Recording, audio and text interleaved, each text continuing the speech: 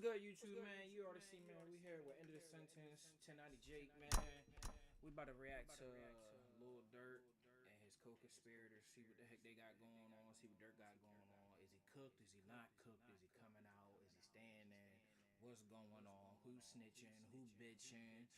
Who doing this? Who doing that? And then we also got a little bit of Jay Wick. See what the heck he got going on in his little case and his little interruption of life. So shit, we about to get straight to it, man. Here go 1090 Jake. A federal judge has ruled that whatever evidence they found in Lil Durk's phone can be used. He tried to suppress it. The judge said no. And apparently the internet is going crazy over a message that Durk allegedly sent to either Quando Rondo or Quando Rondo's people about making peace, a peace treaty, squashing the beef. Allegedly, Durk wasn't with it. A few months ago, I realized I was probably overpaying for car insurance, and it was like every year the price just seemed to go up and up without me even questioning it. And insurance companies count on that. They don't expect you to see if there's anything cheaper out there. Then I found this site called Smarter Auto, and it took me like 2 minutes to check before I realized there were actually way cheaper options out there. So if you scan the QR code on the screen or click the link in the description, it'll take you over to Smarter Auto. You're just gonna answer a few basic questions and they are literally gonna show you cheaper options for auto insurance. It's completely free. It only takes a couple of minutes and you will be able to pick the best plan for you. Now, my mixtapes was posted to Instagram that a judge has officially ruled that the prosecution can use all evidence from the seized phone against Lil Durk at trial. One of the main pieces of evidence against Lil Durk will officially be used at trial after a judge denied his motion to suppress the phone evidence, meaning prosecutors can use all evidence obtained from the seized phone against him. Get a GoDaddy website, email, and matching domain bundled together for one low price. Plus, built-in marketing to create social content and build your brand. You get everything you need to bring your business online and look professional. Bundle. Keep in mind, the feds stated they were only able to obtain 4 screenshots and haven't been able to hack into the actual phone. So what they have might not be that much. But the bigger news story is prosecutors allege Quando Rondo affiliate tried to squash beef with Lil Durk, who replied, "Take the piece of this switch," according to new documents. And instead of just reading all this, I'm gonna let Trap break it down. All right, so the feds just got a bunch of Lil Durk's messages, and it's very, very bad. I'm sorry, but we're gonna have to go back to saying Durk's cooked because this is devastating. Apparently, Quando Rondo or one of his associates, they're saying in the paperwork one of his associates, but if you remember, there was some leaked texts going around where apparently, allegedly, Quando Rondo... Stay safe. Come on, cuz you know me. I ain't fearing shit, but we could dead this shit. Fuck the social media shit. Let's talk this out in person. No one else, just us. Do a show. You good, folks. I don't believe that, big bro. What you want? What's your number? Call me. Like I said, cuz stay safe. Fuck it then. I'm ready for whatever. We can talk shit out or it's whatever, cuz I want to dead this shit. This shit got me losing money. Allegedly, Durk is telling Quando, stay safe. Quando, and this is typed how Quando talk. Come on, cuz you know me. I ain't fearing shit, but we could dead this shit. And Durk saying, do a show. You good, folks. Basically, like, yeah, do a show. I dare you. Just see what happens. And he did the show, and he got shot at right after. was in Durk's DMs pleading with him to squash the beef. But anyway, all right, regardless of exactly, we don't know if those are completely real, but apparently in a group chat with a bunch of Durk's co-conspirators, Coco number 4, Coco number 5, other people on the case, after these alleged attempts from Quando Rondo's side to try and squash the beef, a peace treaty was demanded. Durk said in that group chat, like a ruthless gangster kingpin, this is like something out of Scarface, he said, make peace, take a piece of the switch.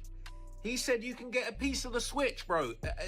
Unbelievable, bro. This guy's a real life mob boss. What can I say? Like, this is the way that he is talking, okay?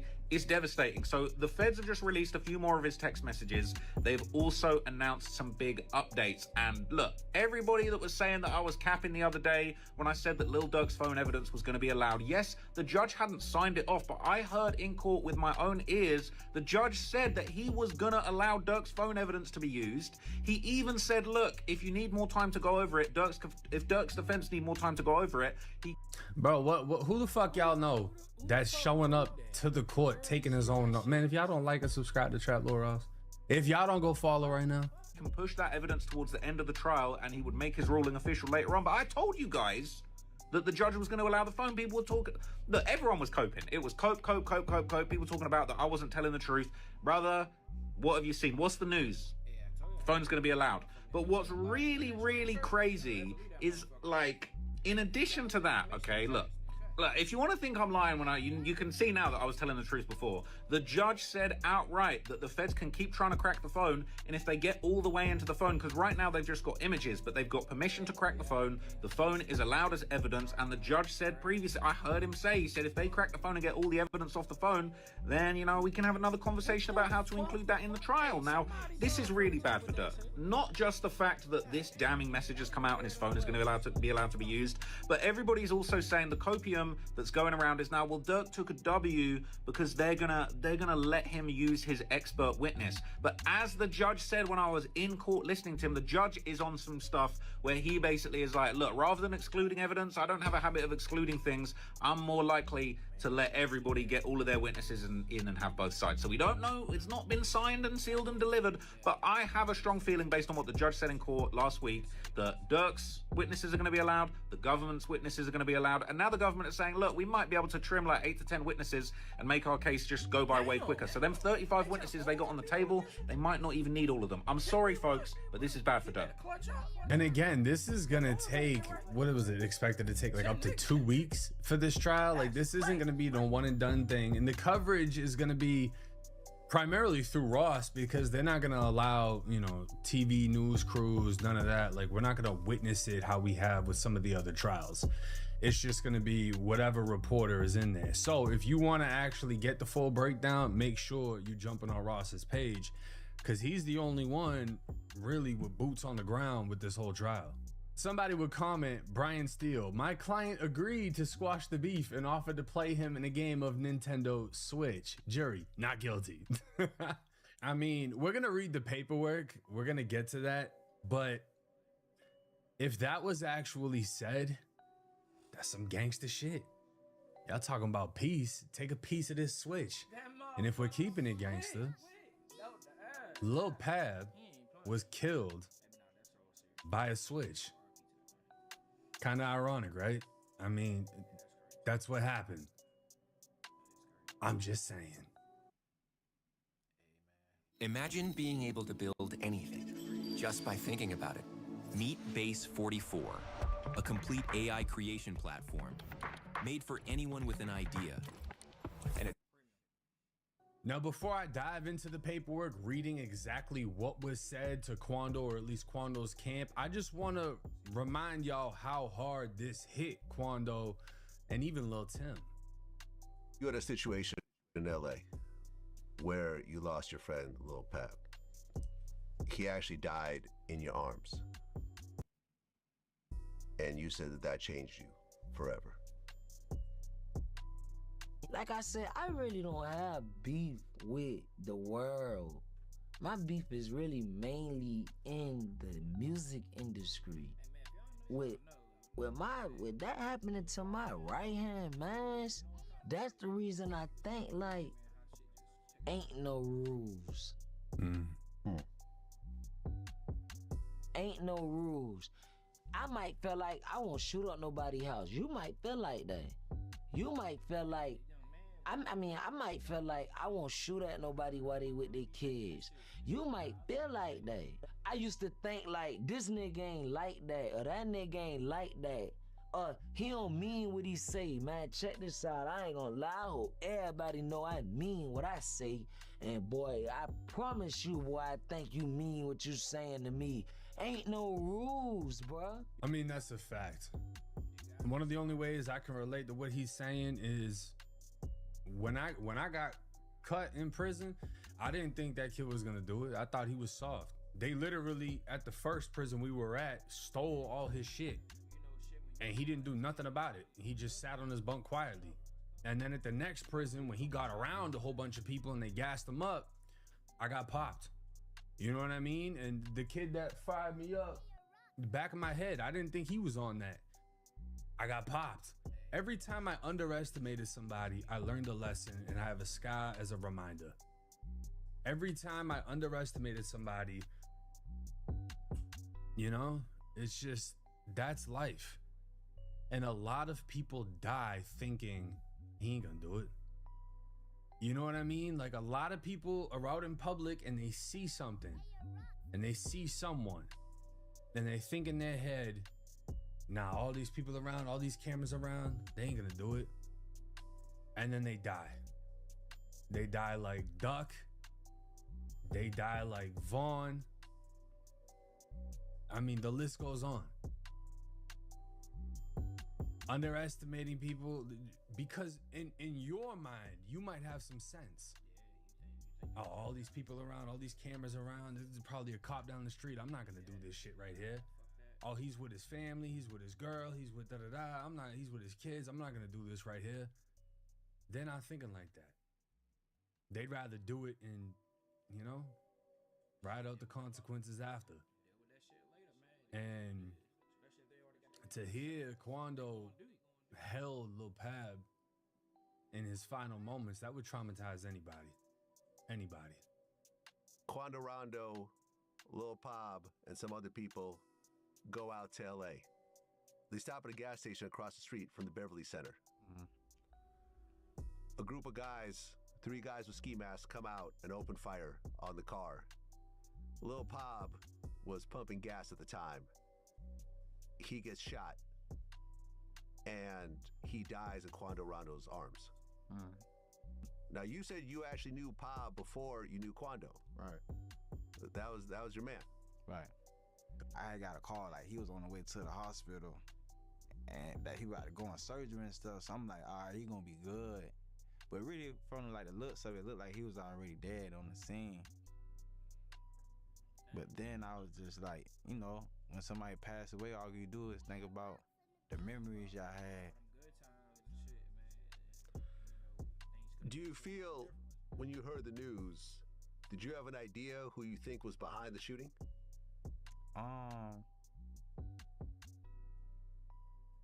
Not at first. What's your wait? Hold on. What's your thoughts on Quando before I get off? Because I like you and Young Boy shit. I thought it was Quando that was beat up. Okay, he got beat up. He did not kill Vaughn. He got beat up. Do you hold that animosity against him that Vaughn died?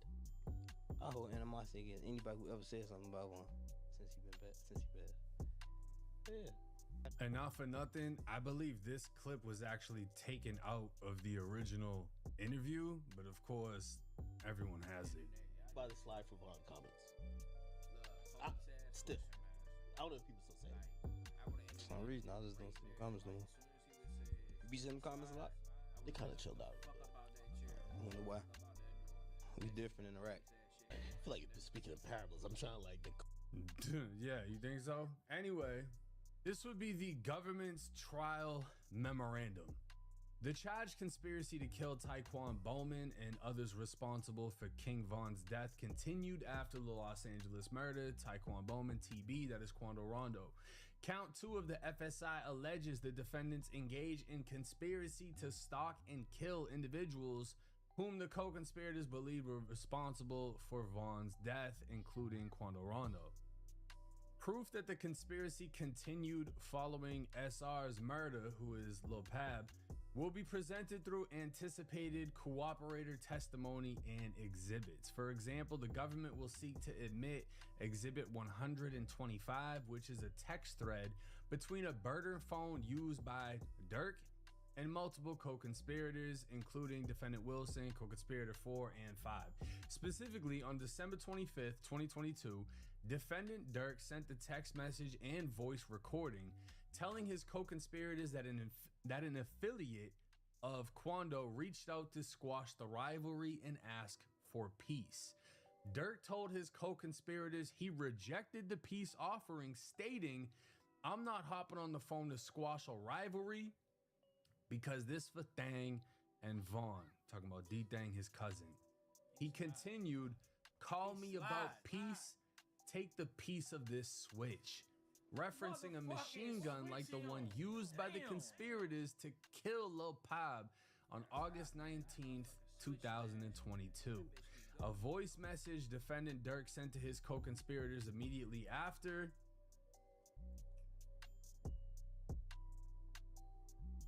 This text message crystallized his intent. Defendant Durk reiterated he rejected the peace offering and made clear he still wanted Taekwon Bowman, aka Quando, dead, and your homie Quando's rap name can die.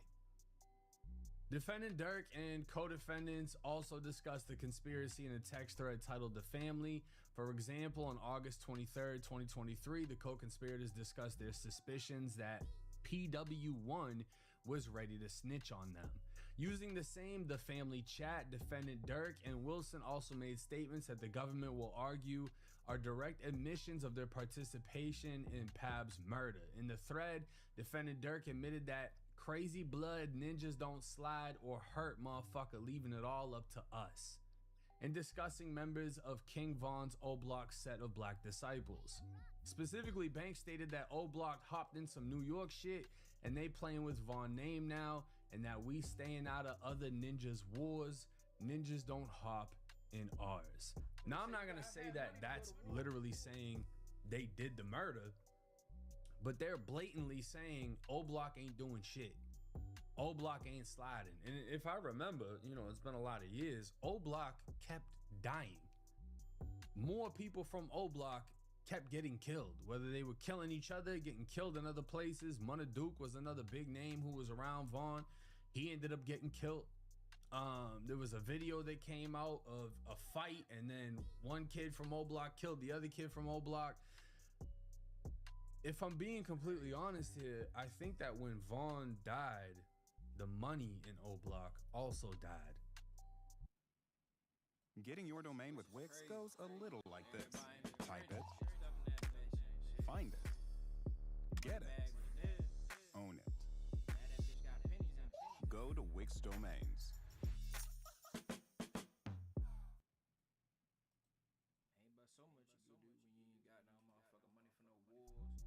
And unless Quando and them were going to Chicago, it doesn't sound like O-Block was leaving O-Block. Evidence shows the defendants continued to stalk Quando after Pab's murder is material to prove multiple disputed issues, including to show Durk's involvement in the conspiracy, his leadership over the co-conspirators, his motive to avenge Vaughn's death, and to rebut any suggestion that defendant Durk and Wilson were passive observers of the LA murder. Now, the snitches, the truthful testimony provisions of plea agreements. The government intends to call witnesses who have ended plea agreements in which they agree to cooperate with the government. The plea agreements each contain a provision that requires the witness to fully cooperate with the government, including by testifying as a witness if called up to do so. The plea agreements also include provisions requiring the cooperating witnesses to be honest and forthcoming and to render truthful testimony. So obviously it's not saying who's gonna snitch, but it is saying people charged with federal crimes have agreed to plea out. Whether it's in this case or other cases, they have agreed to cooperate. They will be called in, and to seal that plea agreement, they're gonna have to cooperate against Durk and everyone else involved in this case. Now, does that surprise me? No. But again, we have Drew Finling and we have Brian Steele, two of the best lawyers in the country, the best lawyers that money can buy, defending Durk. I'm interested in seeing how this plays out. I'm interested in seeing how much Ross is able to cover, because whatever witnesses come in to testify, Ross is going to be the first one to see them in person. He's going to see Durk.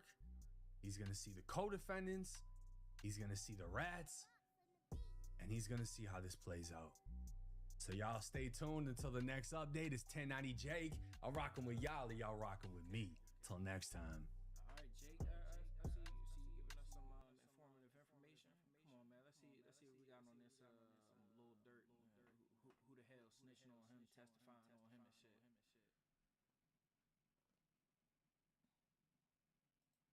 Oh, y'all thought things couldn't get any worse? Prosecutors claim OTF Jam will testify that Lil Durk took him to the bathroom and told him to stop committing so many murders. OTF Jam is confirmed as prosecution witness number 1.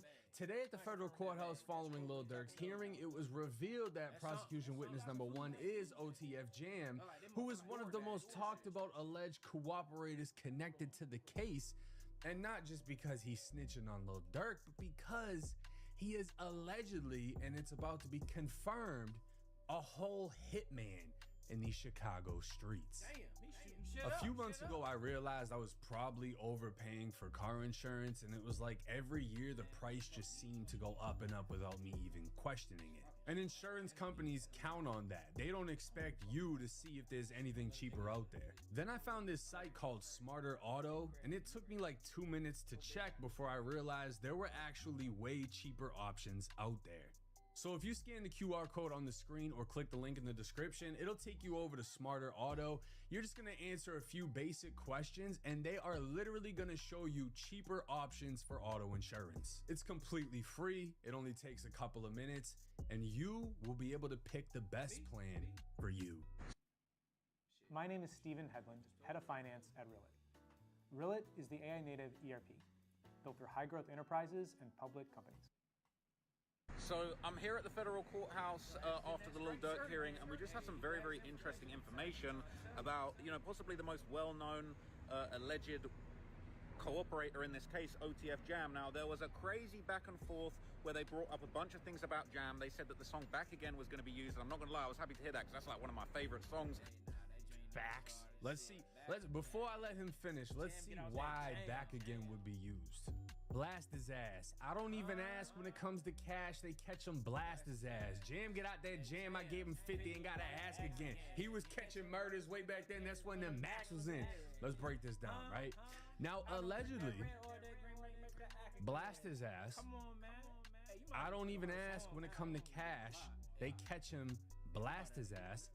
This is supposed to be in reference to none other than FBG Cash, who was very close with FBG Duck and all of the guys associated with that side. Cash was one of the last to die.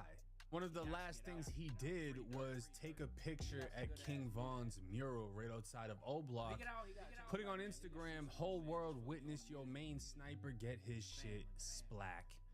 And I mean, not long after this, Cash got killed, and the photos came out of him laying there stiff as shit.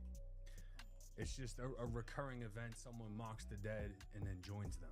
So allegedly, this was about Cash. I don't even ask when it come to Cash, they catch him, blast his ass. And how I would break that down is, it's not even a question. If you see him, kill him. Jam, get out that jam, I gave him 50, ain't gotta ask again. He was catching murders way back then, that's when the max was in. Now this is a throwback story post of Lil Durk saying, "Jam, where you at, bitch?" And apparently Durk gave OTF Jam 50,000 in cash after he came home. The streets, I'm talking about blood, like that's shake. Real family though. You gotta let real members only. get out that jam and give him 50, he ain't gotta ask again, bro. Fact. I love both of them. Can't shit forever.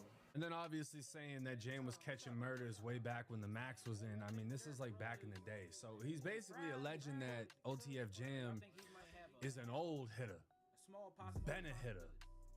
Jam said he loved Durk for giving him 50K when he got out. Well, we're gonna see how much he loves Durk inside of this federal courtroom, because now apparently he's gonna testify and say it all. But obviously, you know, in that song, he talks about, you know, Jam got out that jam, I gave him 50,000, he ain't got to ask again. Well, they're basically saying that Jam is going to testify and cooperate and say that that 50,000 that Durk gave him, that he rapped about him back again, which, bear in mind, was made before King Von even died. But Jam is going to testify and say that he believes that he was given that money basically as like, you know, as a show of loyalty to basically kind of get, you know, some kind of like future, as basically not like a prepayment, but basically like on the hopes that in future he might be able to do things for him, he might be able to slide for him. Now what's crazy is that he's allegedly gonna testify that actually when they were filming a music video, at some point, okay, this is absolutely crazy, at some point, all right, Durk and a bunch of the other members apparently confronted Jam in a bathroom. They took him into the bathroom, which is super weird, and they apparently confronted him, and they basically said, you moving too hot, you're gonna get us jammed up, you got to be more careful about committing murders, and you're going to get the feds on us. Now, apparently that wasn't talking about the Pab murder. Apparently there's other murders, and it sounds like he's actually going to admit to the feds that he was doing all kinds of murders that haven't even been prosecuted by the sounds of it, not even related to this murder, and that he was basically a top hitter in OTF and for the Black Disciples, and that it was really that serious, and Jam was doing all that. So Jam's name came up a couple times. Now, Trench's news, love him or hate him, from what I remember, it came out that he was like a paid informant from Chicago, and he was really around a lot of people, you know, famous people in the drill music scene. But he's saying FBG Cash was shot and killed for Lil Durk by OTF Jam, which is crazy, because that means the same person testifying against Durk was literally the same one that took out Cash, and then Durk literally put it in a song. And this is the thing about these killer snitches, right? Is just because they're snitching, it doesn't mean they're not a killer. OTF Jam, the alleged informant in Chicago rapper Lil Durk's murder for hire case, is out of jail on house arrest and daring anyone to come try him. Now, this is a story post that he put to his own Instagram, dropping an address, and he would say 30 this for, and anybody else that feel like they like that, I'm doing something Sammy the Bull didn't do. I'm dropping my own location, fresh out on house arrest. I'm trying to see who trying to get it in blood. It was a whole lot of woofing when I was in jail. Now it's time to show and prove. Now, for anyone that doesn't know, Sammy the Bull was basically John Gotti's hitman. He caught like 17 or 19 murders, snitched on John Gotti, and then barely did any time for any of the murders, right? So Jam is comparing himself to Sammy the Bull. It's crazy because we got some people from Chicago speaking out. 600 Breezy, I know Jam. If he was going to snitch, he would have snitched a long time ago. At first, there was like OTF Jam, and then you stopped hearing his name. I know Jam personally. Oh, really? Like, okay. Personally. So, my mom's side, that St. Life Evans, St. Lawrence, all that shit, Evans Mob, Hit Squad, all that shit like that, where Jam is from, he would be considered my op, but he not because of my other people type shit, because he's from 79th and Vernon. So you don't want to be operating without having an insurance policy. And that's where Next Insurance has me covered in more ways than one. As the owner of a small carpentry company, my expertise lies in millwork, not insurance. And since I'm not an insurance policy expert, I rely on Next Insurance to do the heavy lifting for me. Next makes getting insurance super easy. Simply go to the app, pick your plan, select your industry, and get your certificate of insurance that same day. So I can focus on getting the job done and rest assured knowing Next Insurance has me covered if I were to shoot a water supply line like this. So make sure you guys go check out Next Insurance for all your coverage needs. They'll be able to help you out.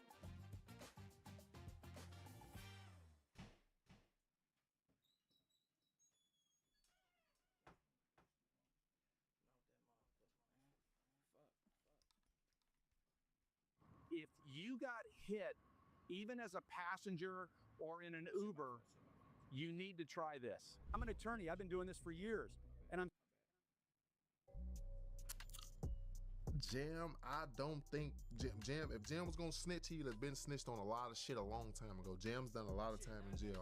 Like Jam, real nigga. Like I tilt my hat to him. I ain't never seen Jam do no bitch ass shit. So when they started saying his name, I was the first nigga probably like, I don't believe that. I got to see proof. Another one. This is how I know Jam didn't snitch on Lil Durk. I don't believe it 100%. Mention to him, Jam ain't had enough time out here to for them to get that type of bond with Jam.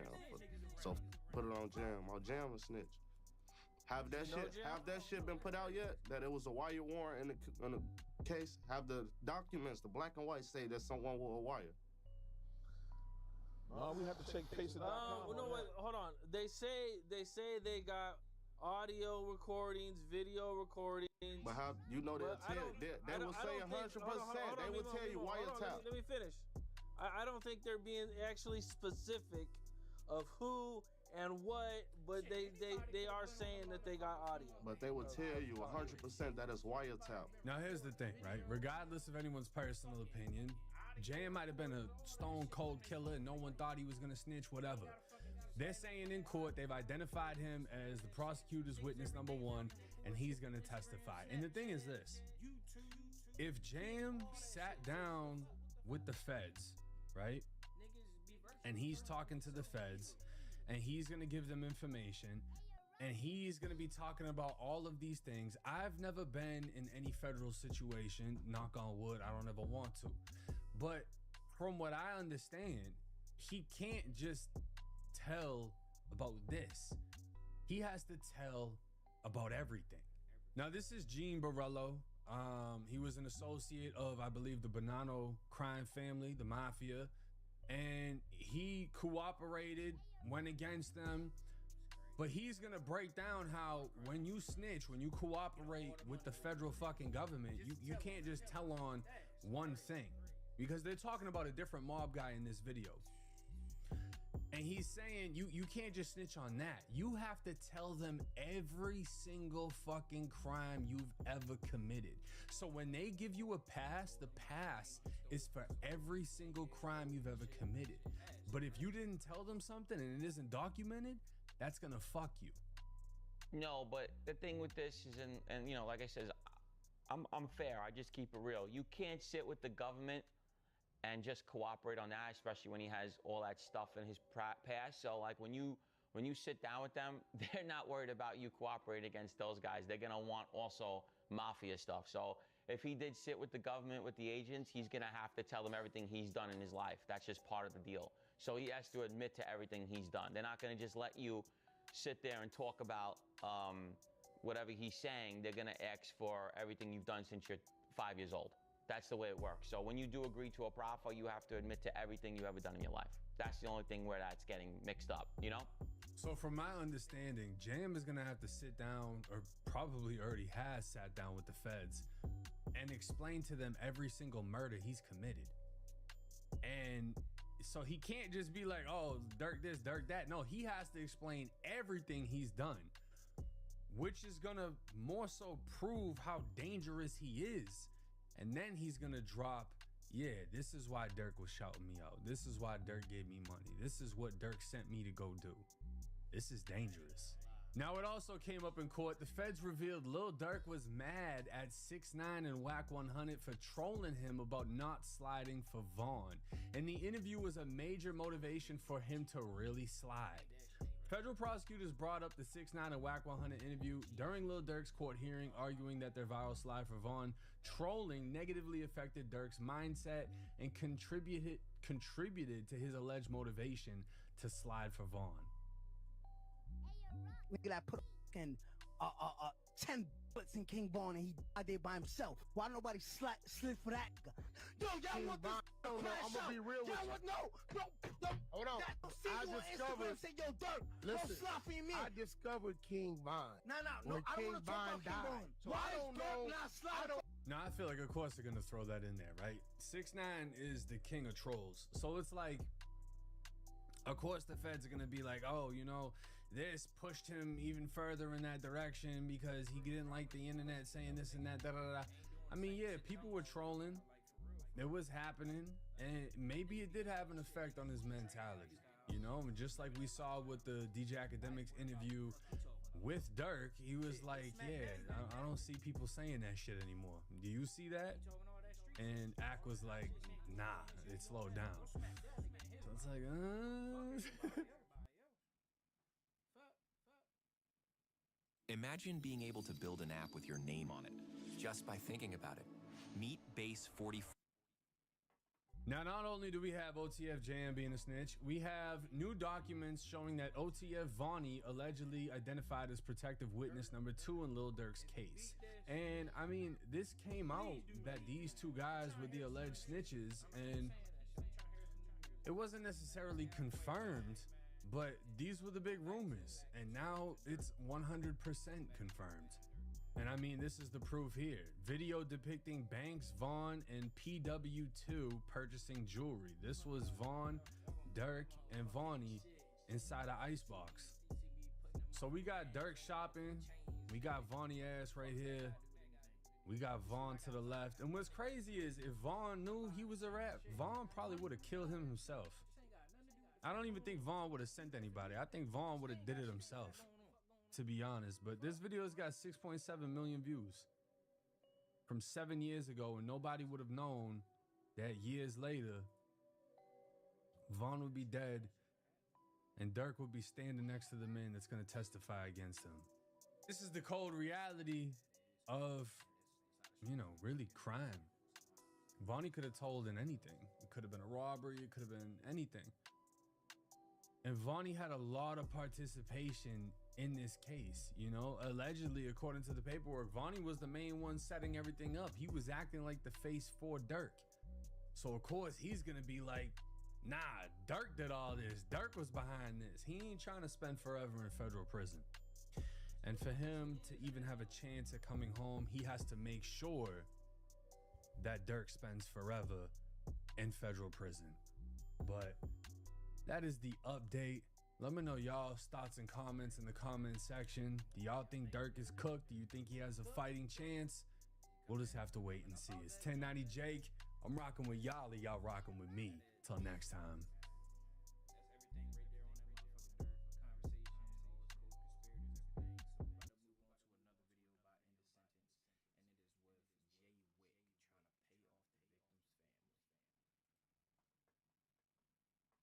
The Jay Wick case just got even worse after the prosecutors are trying to allege Jay Wick was trying to pay off the victim, or at least the victim's family, you know, his own security guard that he allegedly shot 10 times. And not only that, apparently Jay Wick got caught with an FRT, which is like a cheap switch that makes the gun stutter.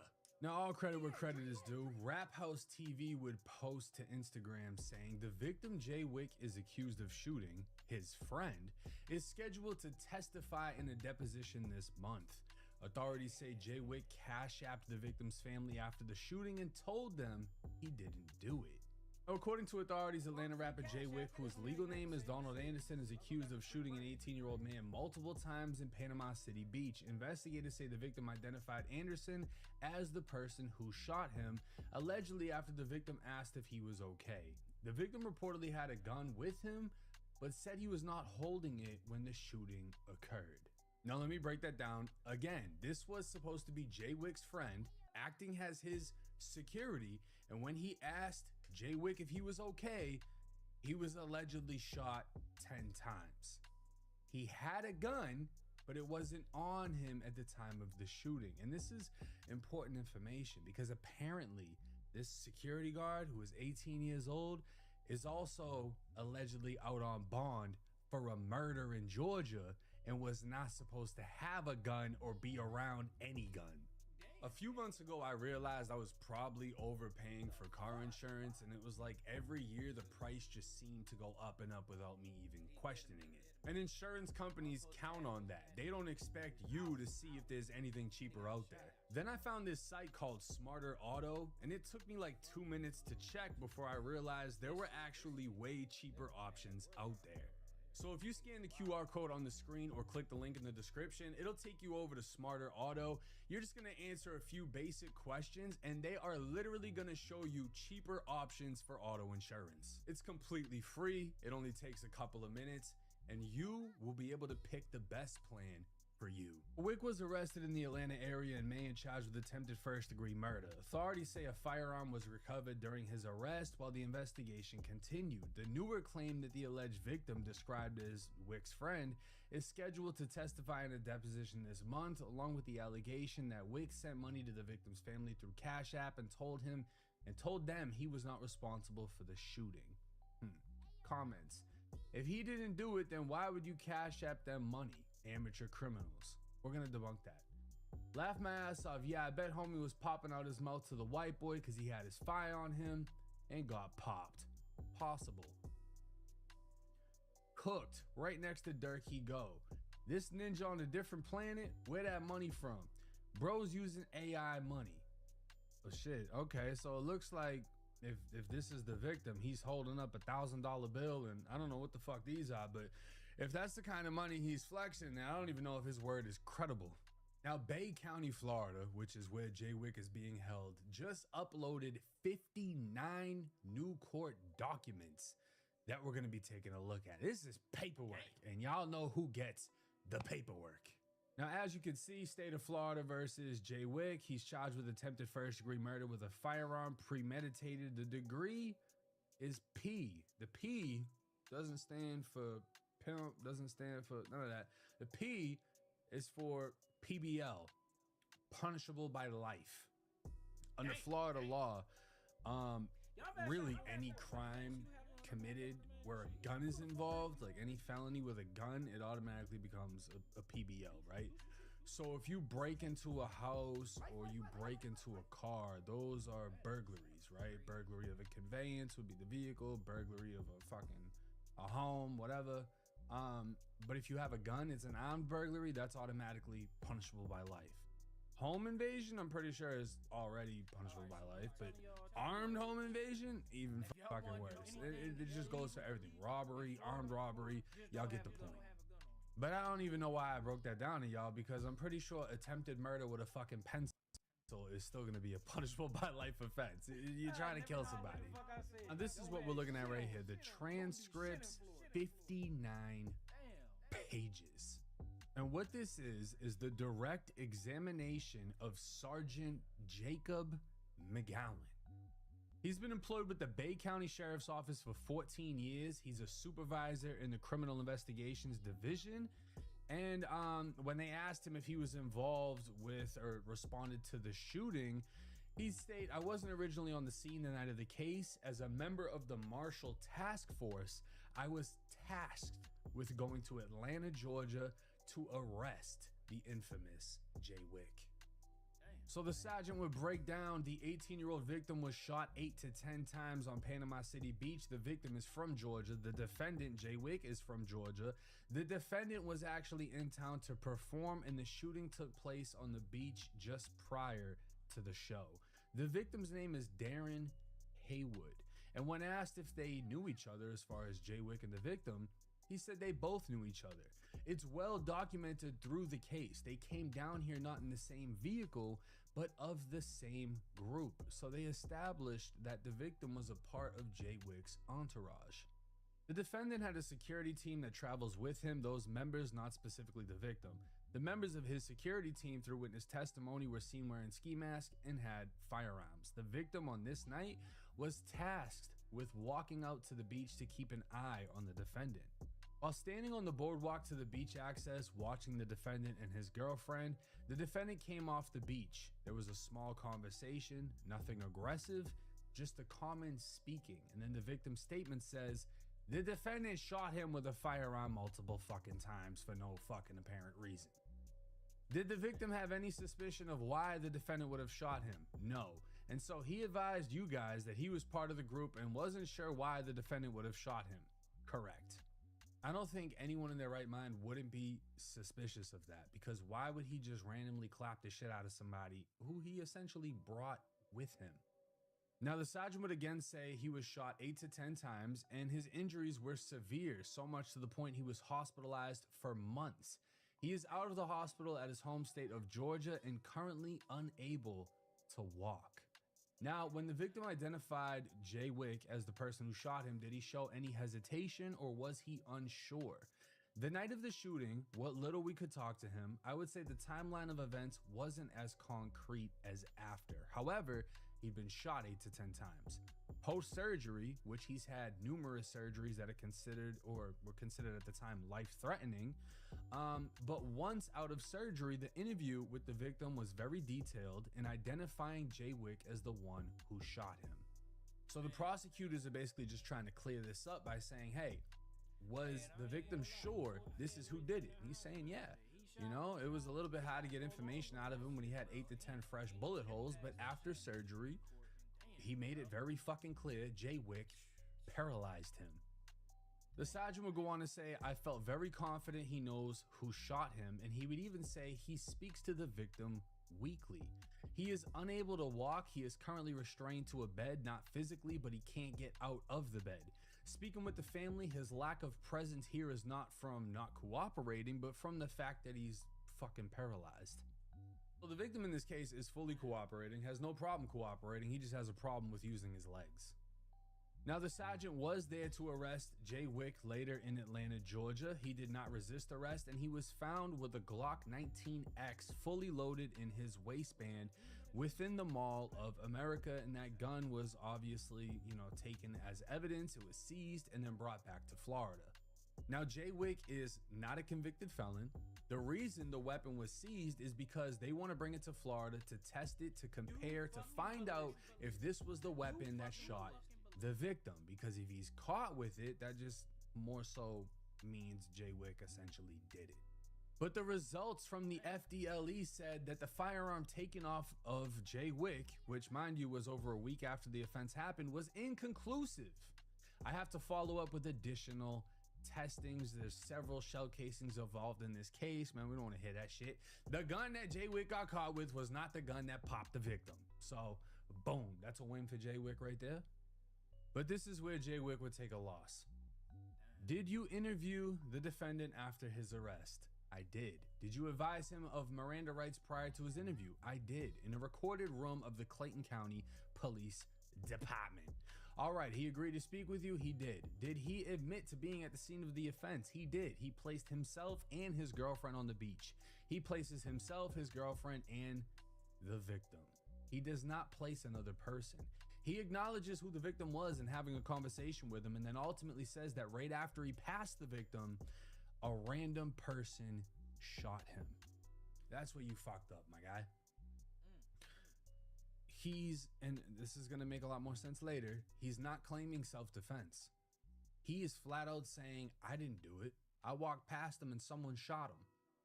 Fucking Danny Phantom, Casper the Friendly Ghost. We don't know. Well, Casper the non-friendly ghost. Casper the set tripping ghost, because something came out of nowhere and fucking popped this kid for no reason. 8 to 10 times. And Jay Wick saying it ain't me. But Jay Wick is also saying it was only me, my girlfriend, and the victim. Jay Wick would tell the sergeant he heard shots, he had just seen the victim, but he wasn't the shooter. Now they would go back to asking him about the gun that he was found with, and they would ask, was there something unique about the firearm that was recovered from Jay Wick's arrest in Atlanta? And he'd say there was. When I took the firearm back to the Bay County Sheriff's Office, we have to take the firearm to our evidence to conduct test fires. That's how we get the casings to compare. Upon shooting the gun, I noticed that some of the components of the handgun appear to be aftermarket. For instance, a 3D printed trigger. The slide lock mechanism was removed. I ended up taking the gun to our range, and upon firing it, I was able to figure out that the handgun that he had when I arrested him was actually fully automatic. And the question from the prosecution would be, all right, and that is due to a forced reset trigger? He would say, correct. And I'm gonna call cap. And I'm gonna explain why after I show y'all what an FRT, a forced reset trigger, is. We have a Glock 17 ART. See what we can do. I'm gonna just pause this real quick because he said ART. That's the company, Advanced Reset Technologies, but it's a Glock FRT drop-in kit. We're Phoenix Energy, a family-owned oil company focused on unleashing American oil from North Dakota and Montana.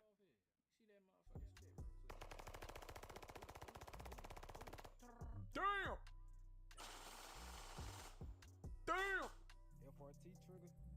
No switch, no fully sir. So he's showing the back because that's where you would see the auto sear if it was actually a switch, making it a machine gun. That's in it. See that bitch. Come on, man. Stop. You're holding it like you're scared of it, my guy. You're gonna have to redo this video. Immediate jam. You gotta hold that thing correct. Lean into it. So basically what an FRT does is it forces the trigger to reset.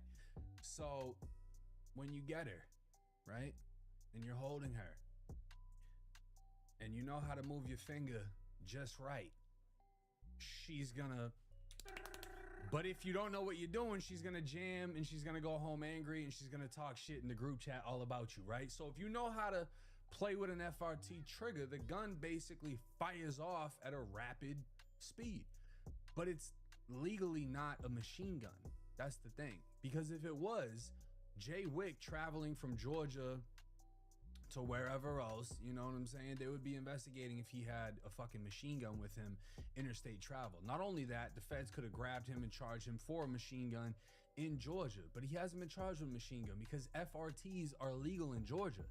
They're not legal in Florida. Florida does not allow anything that accelerates the rate of fire of a firearm, bump stocks, etc. You get caught with an FRT, you're gonna get fucked. But Georgia, FRTs are legal. You can get them shits mailed to your fucking crib. So in my opinion, it looks like a fun range toy, but it doesn't look like something you should carry and, you know, depend on with your life. Now, the sergeant would also interview Jay Wick's girlfriend, whose name is Tiana Beard. And it was a 50-minute interview. There was the beginning of the interview where she made it known that she was recently engaged to Jay Wick, that she believed she was pregnant, and originally her story didn't match the evidence or any other statement. She slowly began to come off some of the details. She did not directly say that she witnessed Jay Wick pull the trigger. However, she was adamant that the victim did not shoot himself. She did not shoot the victim, and Jay Wick was the only person she acknowledges in the conversation, and says that when the gunfire happens, she remembers being pushed down by Jay Wick, picked up, and they ran away. Now, apparently, one issue that they had after arresting Jay Wick was that his manager was trying to talk to the girlfriend and, you know, basically trying to tell her not to fully cooperate type shit.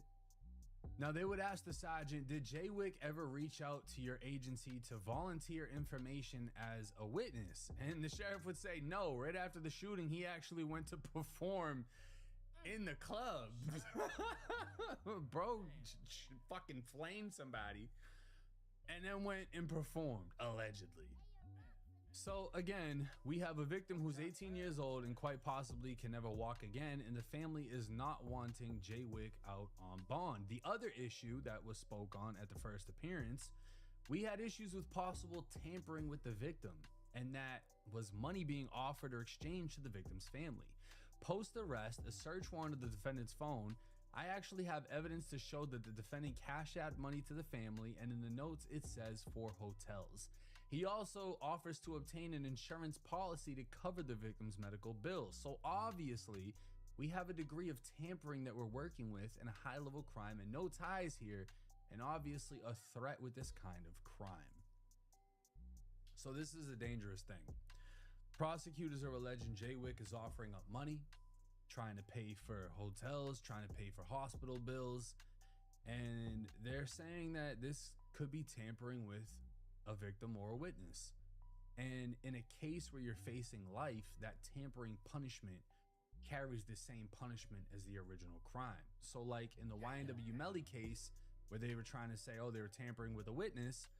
Well, when you tamper with a witness in a death penalty case, you can face death for that tampering. So in this case, he could face life again if charged with tampering with a witness, but this is the prosecutors breaking this down. This isn't Jay Wick's lawyer talking, but he will speak. Now, this is the cross-examination, and Mr. Shepard is going to be Jay Wick's lawyer, and he's going to present a couple of these things from a different perspective. Now, the first thing he'd get on the sergeant about is the interview that he did with the victim at the hospital, and he would talk about, obviously, he was medicated and this and that. Was he coherent? Because he's basically trying to say, look, this kid just got hit up. They got him on painkillers. He had to go through surgery. There's no way he wasn't impaired and his judgment couldn't have been off. Now, they would also break down how there was a gun found at the scene of the original shooting. Now, the victim would admit he did in fact have a gun, but he would say he didn't have it on him when he was shot. And the sergeant would say, I am aware that he had a gun. I wasn't on scene as I testified earlier, so I can't tell you what he had that night. I am very familiar that he had a gun. He was very open about having that gun. And the reason Jay Wick's lawyer is bringing up that the victim had a gun is because he was charged in Georgia with some shit. In Sumter Superior Court, February of 2025, the victim of Jay Wick would be charged with malice murder, felony murder, aggravated assault, and these crimes are with firearms. So what his lawyer is trying to present is, last year, this kid got charged with a murder. He's out for the murder. And then now he's got a gun in Georgia. Come on now. And there's some random conversation that could have been a confrontation. And Jay Wick could have defended himself against a violent person who's pending a body. The sheriff would say the circumstance in which he's charged as a juvenile with these obviously serious crimes did not play a factor as they would for a defense, from my view, simply because his past history doesn't neglect him from being a victim. The witness nor defendant give any testimony about there being a threat, the gun being pointed at him, used, a robbery, or anything. Merely the victim having a gun and a record play no part in it. It was never brought up. There's no self-defense. It's not even a "this is why I shot him" situation. It's a someone else did it. That is where I believe Jay Wick fucked up. This kid had a gun, the victim. The victim has a violent past, whatever. And instead of Jay Wick saying he tried to defend himself, he's saying someone else did it. So the victim's past doesn't matter. The victim having a gun doesn't matter, because Jay Wick isn't saying he got threatened with it.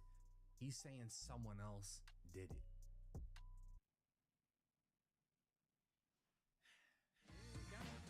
It's not just any car. It's your kid's car. Did you know that having more drivers on your policy could...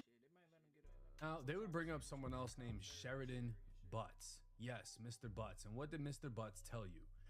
The sergeant would say, I traveled to Americus, Georgia to interview him. Prior to that, we had received information that there was a possible payment being exchanged, trying to get it to the victim's family. That information, I didn't have a name or a date. The phone download, I saw text messages of Jay Wick and Mr. Butts communicating, and Butts is asking Jay Wick for money. And then I can see where this is a thank you involved and stuff like that. So I go to the Cash App, which time matches the text messages, where it shows on 2 occasions that Mr. Anderson sends Mr. Butts, which is family to the victim, a few $100s. One, in the notes of the Cash App, it says hotel for D's family, and the other one is for money to have gas to get back to Georgia and, traveling, whatever.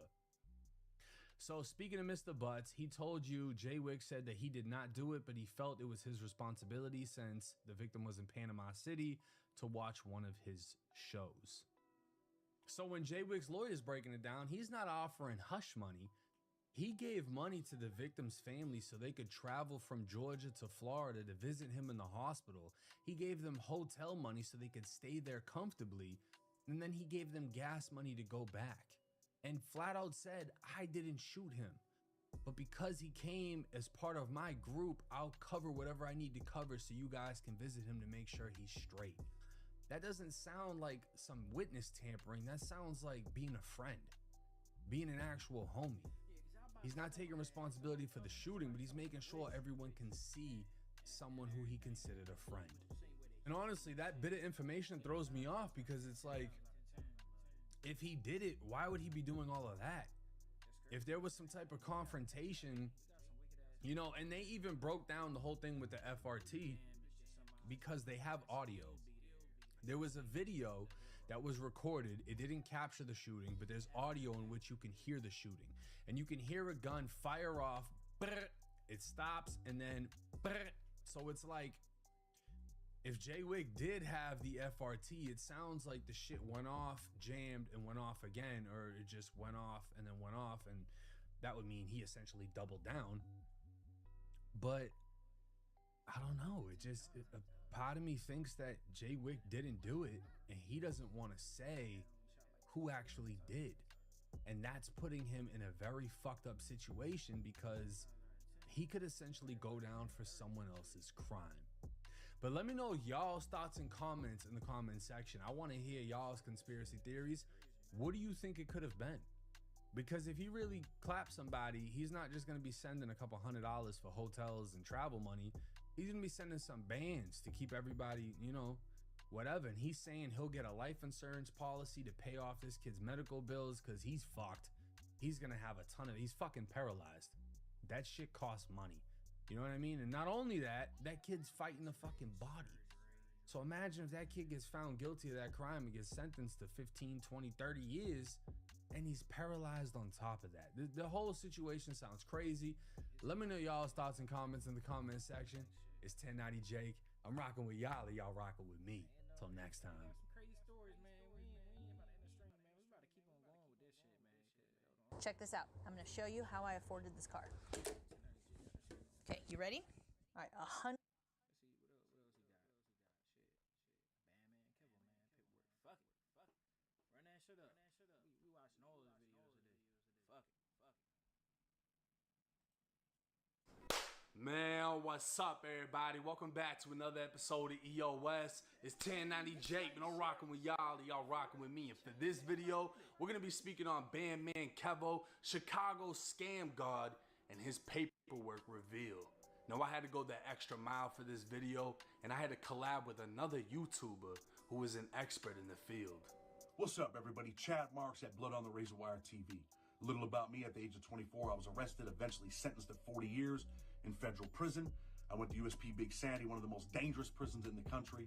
I would become a jailhouse lawyer, one of the best in the system, and I wrote the first compassionate release motion in the country to ever win. Also wrote the first articles about how people can get out. Since then, I've helped over 100 men and women get out. Thousands and thousands of people have gotten out on compassionate release based on that argument. But anyway, 1090 Jake had reached out to me, asked me for a little bit of help on navigating the federal court pacer so that he can bring you this exclusive video. I helped him out with that. Not that he needed much, but anyway, phenomenal journalism, man. Definitely appreciate you. Blood on the Razor Wire TV. Check us out. You might like what we do. Now, I reached out to Chad specifically for his expertise with the federal system, and as y'all know, I linked up with Bandman Kevo in Miami, where he hand-delivered me his paperwork. But like any and all videos I cover, I don't ever go off the paperwork that's given. I go off the paperwork that I find.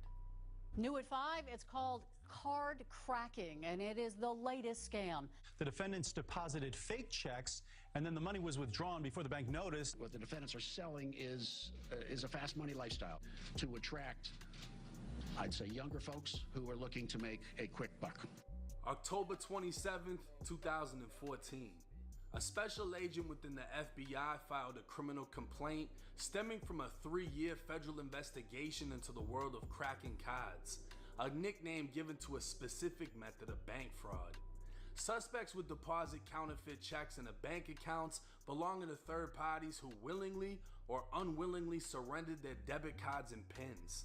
The suspects would then use ATMs to withdraw the advanced funds before banks were able to determine the authenticity of the checks. The suspects now had the money, usually giving a percentage to the third parties who would deny responsibility for any withdrawals or purchases. The third party would play the victim while the bank would suffer the monetary loss. The federal investigation would unravel a conspiracy of fraud committed from August of 2011 to September of 2013. Within the city of Chicago, a group of men who called themselves the Rack Boys would become the main targets of the investigation. Shit, Rack Boys, affiliated niggas, man, that rich ass cash crew. That's what that shit stands for if you niggas didn't know. Rich ass cash crew.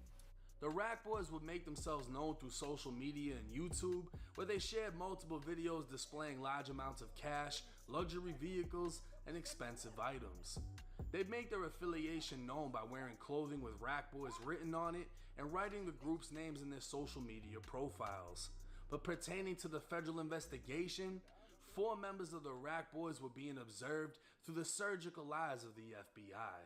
They were identified as Kevin Ford, Cortez Stevens, Stephen Garner, and Mikkel Smalley.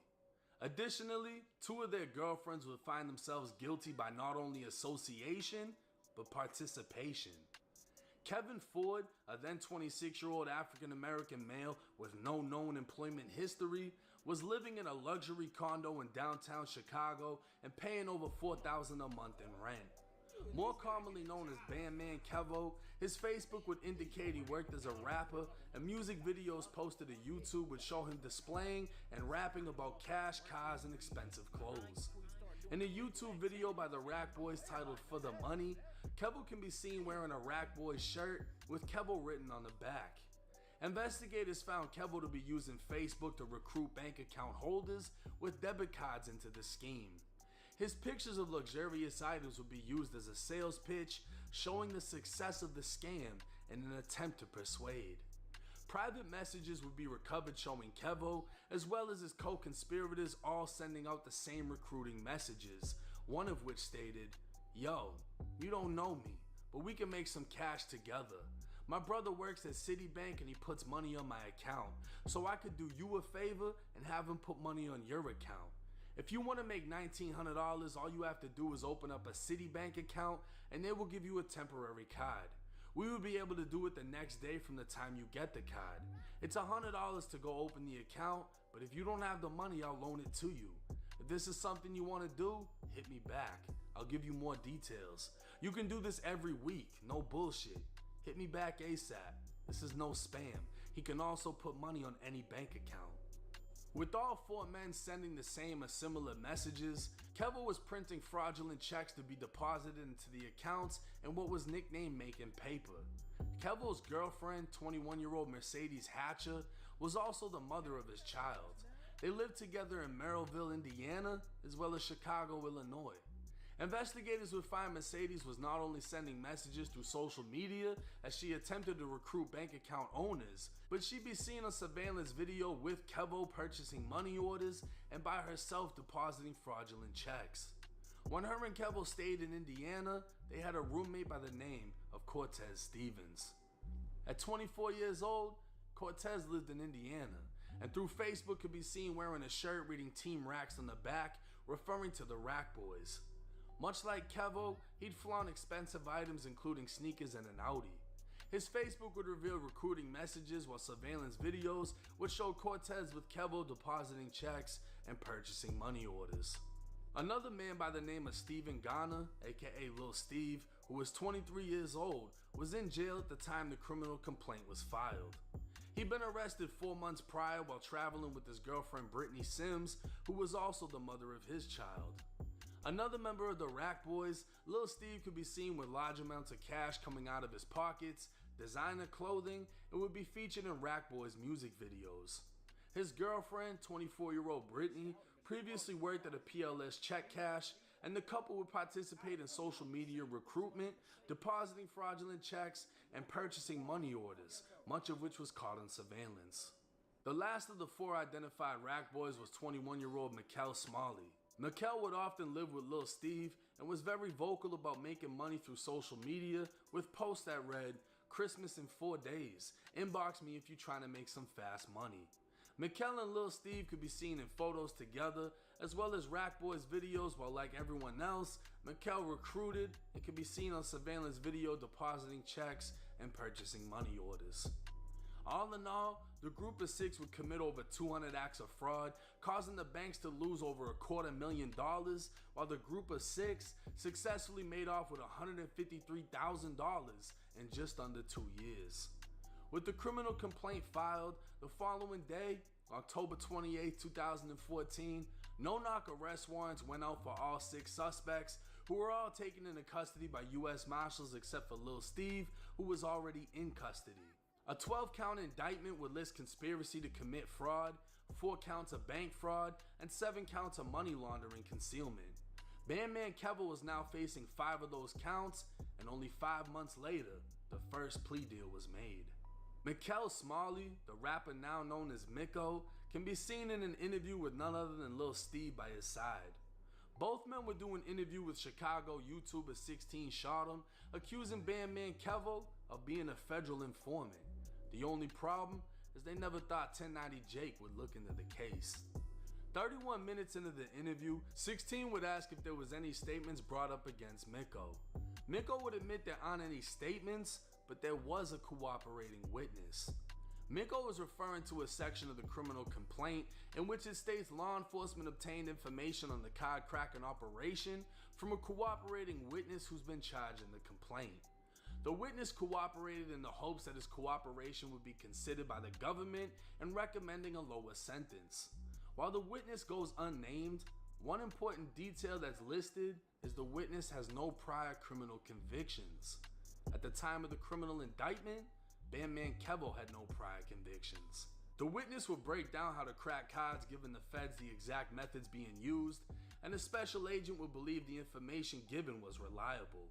Mikko would also say in his paperwork, the witness stated they used to be a part of Rat Boys. Within the criminal complaint, while it named Bandman Kevo as a member of Rat Boys and a music video would show Kevo with the Rat Boys shirt on, the complaint does state that Kevo now associated with a different money team known as Band Clan.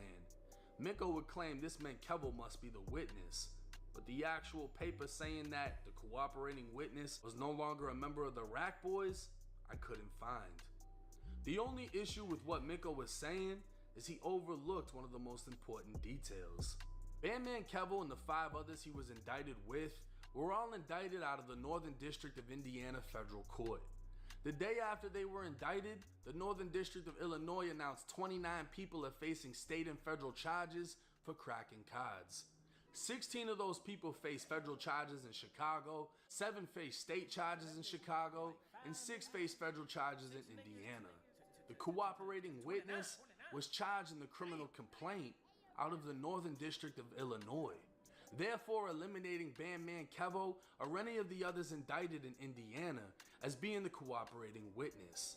But that doesn't mean no one else cooperated. 37 minutes and 17 seconds into the 16 Shot'em interview, 16 says he heard Kevo took a 5K1 deal. Mikko would explain it as you, your lawyer, and the prosecutor sit in a room. The prosecutor asks you what you know about the case, and if you can give up substantial evidence to be used against your co-defendants to force them into plea deals, you'll receive a lesser sentence. But this is the part you've all been waiting for, when a rat finally gets exposed. 5 months after Bandman Kevo was indicted, Mikko would take a plea deal, making him the first out of 6 defendants to take a deal. He would plead to conspiring to commit bank fraud, and on page 4 of his plea deal, would agree to cooperate fully, truthfully, and candidly with the United States government, including discussing all knowledge of criminal activities and testifying before any grand jury, hearing, trial, or proceeding. In exchange, the prosecutor will advise the courts of the value of his cooperation and would dismiss count 4 of the indictment. Within Mikko's sentencing memorandum, on page 3 it states Mikko was the first to plea out, and his plea includes a cooperation clause. It also states a month after he pled out, Brittany, Lil Steve's girlfriend, pled out. And a month after that, Lil Steve pled out. On page 8, it states because of Mikko's cooperation, he expects the government will be filing a 5K1 motion to reduce his sentence, and that his plea led the other 2 defendants to pleading out. So what Mikko accused Bandman Kevo of doing is exactly what Mikko did. Fully cooperated and expected a lesser sentence in return. But if that paperwork isn't clear enough for you, within Mikko's government sentencing memorandum, on page 3 it states downward adjustment for cooperation. The government acknowledges that the defendant made a proffer to the government and that he was by all accounts truthful. A proffer is a written contract between a federal prosecutor and the defendant or someone under a criminal investigation. Put simply, the defendant will agree to give the prosecutor helpful information. In exchange, their statements won't be used against them later in a criminal proceeding. Additionally, the government would note that the defendant was the first co-conspirator to acknowledge his guilt and tender a guilty plea. Defendant has consistently indicated a willingness to testify against his co-defendants. The government believes the defendant's cooperation was instrumental in getting other co-conspirators to cooperate with the government and enter guilty pleas. Miko, the main one accusing Bandman Kevo of being an informant, is a certified federal rat. Brittany's paperwork would state she pled guilty without any form of cooperation other than admitting her role in what took place. Her boyfriend Lil Steve would be next to plea out, and on page 4 of his plea agreement, he'd agree to cooperate and testify the same as Miko did. In exchange for his guilty plea and cooperation, the government agreed to dismiss counts 2, 4, 9, and 10 of the indictment. On page 4 of Lil Steve's government sentencing memorandum, it states he made a proffer, and based on his cooperation, the government supports a reduced sentencing and 5K1. So both Miko and Lil Steve sat in front of 16 shot him, accusing Bandman Kevo of snitching for a deal when both of them cooperated for the same damn deal. And so far, Lil Steve's girlfriend is the only one that kept it gangster. But this isn't all. Lil Steve, or Steven, would also go as far as writing a letter to the judge. Your Honor, I am writing you this letter because it's important to me that you know who I really am and where I have come from in my life. But more important, I want you to know where I am headed with my life. Your Honor, I grew up a blessed child, raised in a home with both parents, mother and father, whom instilled in me on how to be a law-abiding citizen as well as an honorable and respectable young man. In my childhood days, my mom was a paralegal and my dad was a Cook County sheriff. And even then until now, with my dad being my role model, I once had a dream of following in my father's footsteps and becoming an officer. Growing up and hearing my parents conversing about all the bad things happening in the world, my heart was set out to be a part of making changes and also a part of saving lives. And if y'all want to read the rest of that sappy shit, y'all can just go back, pause it, and keep on reading. With Miko and Lil Steve cooperating, Brittany, Mercedes, and Cortez would plea out without cooperating, other than admitting to their own roles, which essentially is the definition of pleading guilty. But what about Bandman Kevo? According to Kevo's plea deal, he pled guilty to 1 count of conspiring to commit bank fraud, and in exchange for his plea, the government would drop counts 3, 6, 7, and 12.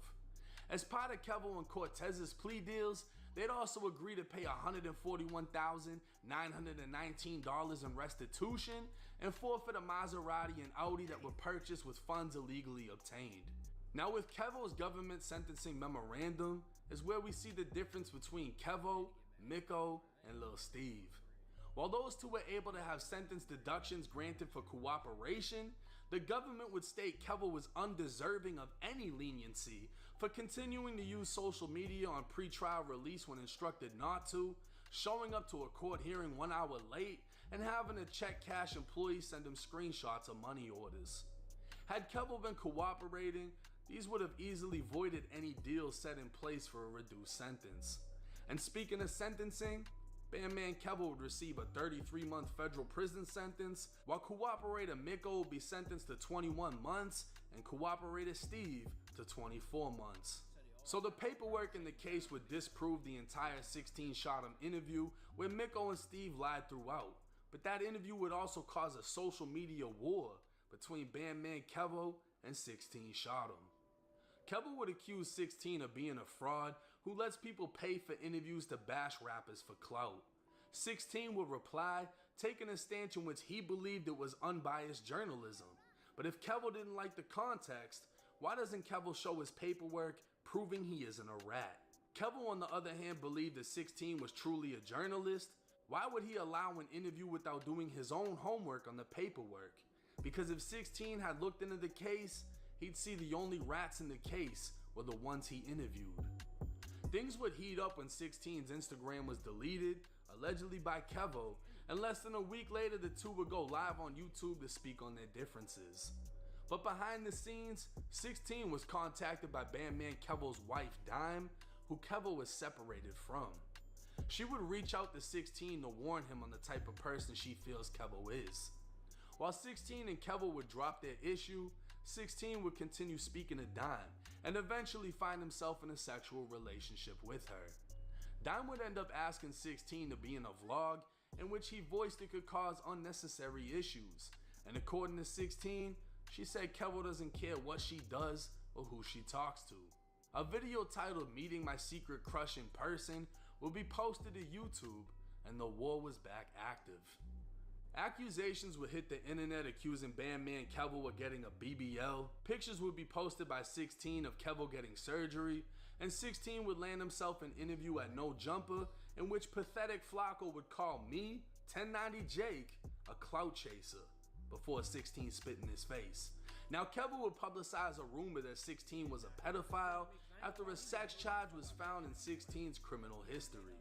An arrest report dating back to 2013 would show 16 Shottum, whose real name is Raheem McCaskill, was arrested at 18 years old and charged with criminal sexual abuse. Because of an underage victim, much of the summary report has been blacked out. Something happened on 4 to 5 different occasions 3 months apart. Both 16 and the victim apparently went to the same school, and consensual acts took place at an after-school program. The alleged story is 16 was a senior having sex with a freshman, and apparently this took place in an area of the school with surveillance cameras. 16's side of the story was she had a crush on him and was stealing electronics from her home to give to him so he would let her claim him as her boyfriend. Her mother would notice her laptop was missing, confronting her daughter, who in return lied on 16, saying they were having sex. 16 would be charged with only a misdemeanor offense, and the case would eventually be dropped. 16's only felony conviction would be for a robbery with a paintball gun that would end with him being sentenced to probation with the removal of the felony off his record after completion. So no, 16 Shottum is not a convicted sex offender, and at no time did he plea out to a lesser offense, as the entire case was dismissed. And no, Bandman Kevo was not a snitch, as his paperwork clearly states he only took responsibility for his own actions. In fact, one of the documents Bandman Kevo provided me with was his pre-sentence investigative report. This document is sealed on the federal PESA website because of the amount of private information it contains, including Kevo's social security number, FBI number, and entire criminal history. It would state that in 2012, at the age of 24, Bandman Kevo was arrested in Chicago for first-degree murder, but Kevo would be released without being charged. This means legally, Kevo was not a killer, as 16's paperwork means legally, he is not a sex offender. And while things between both of them may have gone too far and become too personal for them to reconcile, this video puts all the rumors to rest. Now this was a shitload to cover, which is why it took me so much time to cover everything. And the thing about it is, I met up with Kevo, I got to meet him, I got to get an idea on the type of person he is, and he provided me with a shitload of paperwork. To the point that some of the things in his paperwork, I personally wouldn't have gave out, like the social security number. I mean, there was even like tax shit that was left in there that I'm sure he didn't mean to leave. But what that told me is he didn't care and he didn't have anything to hide. All of the sealed documents in his case that are online, I have them in person. All the other documents that are online match what he gave me, meaning he didn't give me any fake bullshit. But the number one important thing for me is not telling me about your case, not giving me paperwork, but telling me where I can get the paperwork. Because if I can access it myself, I can stamp it as the truth. And in this case, I can stamp that Bandman Kevo is not a snitch. And at the same time, I can stamp that 16 Shottum is not a sex offender, a pedophile, or any of the crazy accusations that were sent his way. But as far as the two that 16 did an interview with, I don't know why they would do an interview and accuse Kevo of literally doing what they did. And they're sitting there laughing about it like, yeah, he got a 5K one deal. Yeah, he was gonna tell and do this. But there's literally papers that I can put out, that I can tell y'all how to get, that literally says they were snitching, cooperating, and willing to testify. I mean, Steve wanted to be a police officer. And maybe he was just saying that to try to finesse something with the judge, but it makes it look that much worse when the rest of your paperwork says you were cooperating.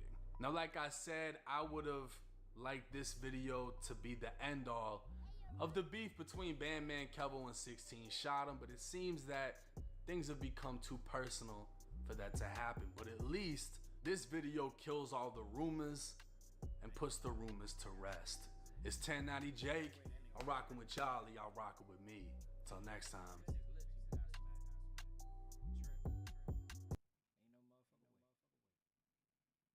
Our job-ready medical billing and coding training program is the ultimate launch pad for anyone looking to break.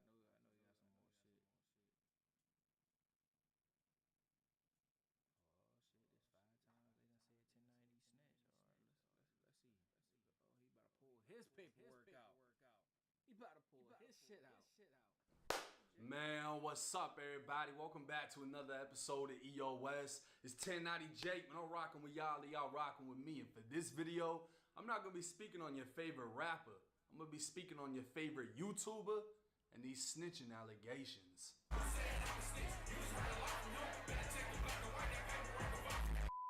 With my name becoming synonymous with exposing rappers, many have forgotten how I started my YouTube channel.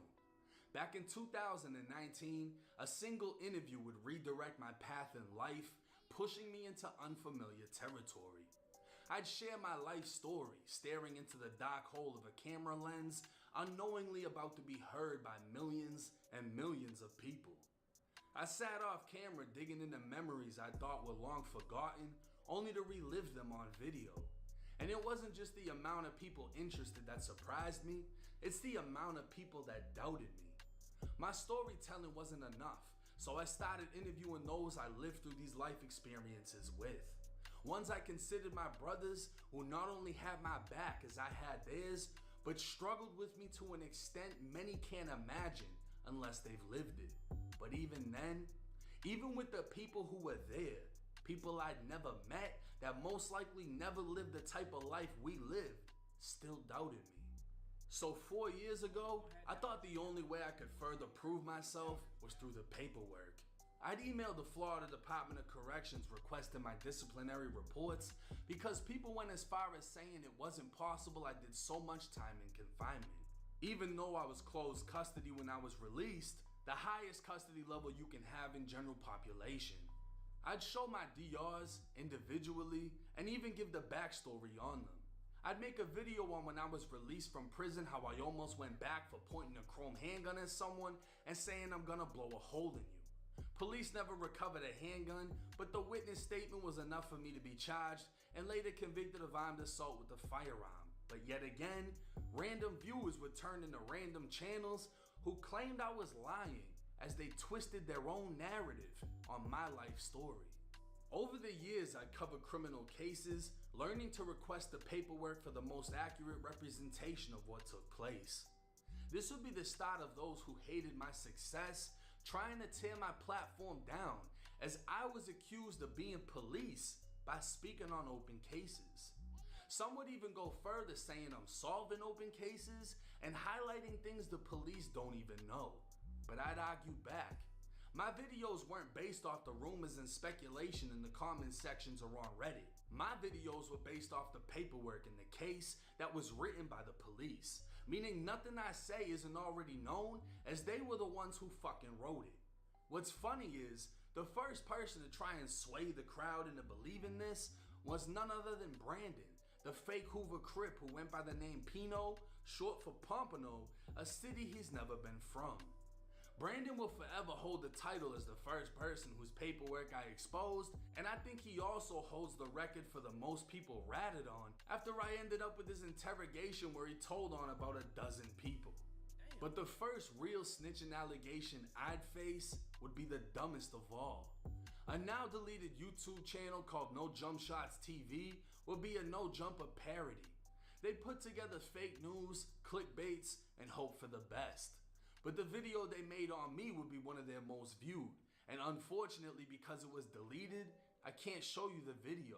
But luckily, I have so many haters, Darius here went as far as reacting to it to share the fake news. The video would say I snitched on the smoke shop I used to work at, and it would use edited news clips from an actual smoke shop sting. The power director watermark on the corner was enough for most to know the video was fake, but it wasn't about people looking for the truth because they wanted it to be real. I was on the news back in 2017 because I used to legally grow, and like everything else, I made a video on it. But no Jump Shots TV would say I snitched on the smoke shop I later worked at before starting my YouTube channel. They'd edit the news clips from my own video and even edit in the article of the raid with my name in it. The only problem was I worked at the Boston Smoke Shop on Dorchester Street, and the one that was raided was King Smoke Shop. Darius can be seen holding the corner of the article up for the camera, to which you can see the name Tanvir Shah and my name. But if you look hard enough, you can see the background is yellow, while the names seem to be edited in with a whiter background. Easily Googling the actual article would show Tanvir Shah and Saqib Imran were the two men arrested, but that wouldn't stop people from saying that I snitched on the smoke shop. It didn't matter if it was true because they wanted it to be. And it wasn't about snitching because Darius could be found in Brandon's comment section claiming to a fake Crip snitch that he was the big ape behind the wall or the big homie of Gorilla Stone Blood. You know, the gang made famous by Casanova 2 times. But for some reason, it just seems different with Darius.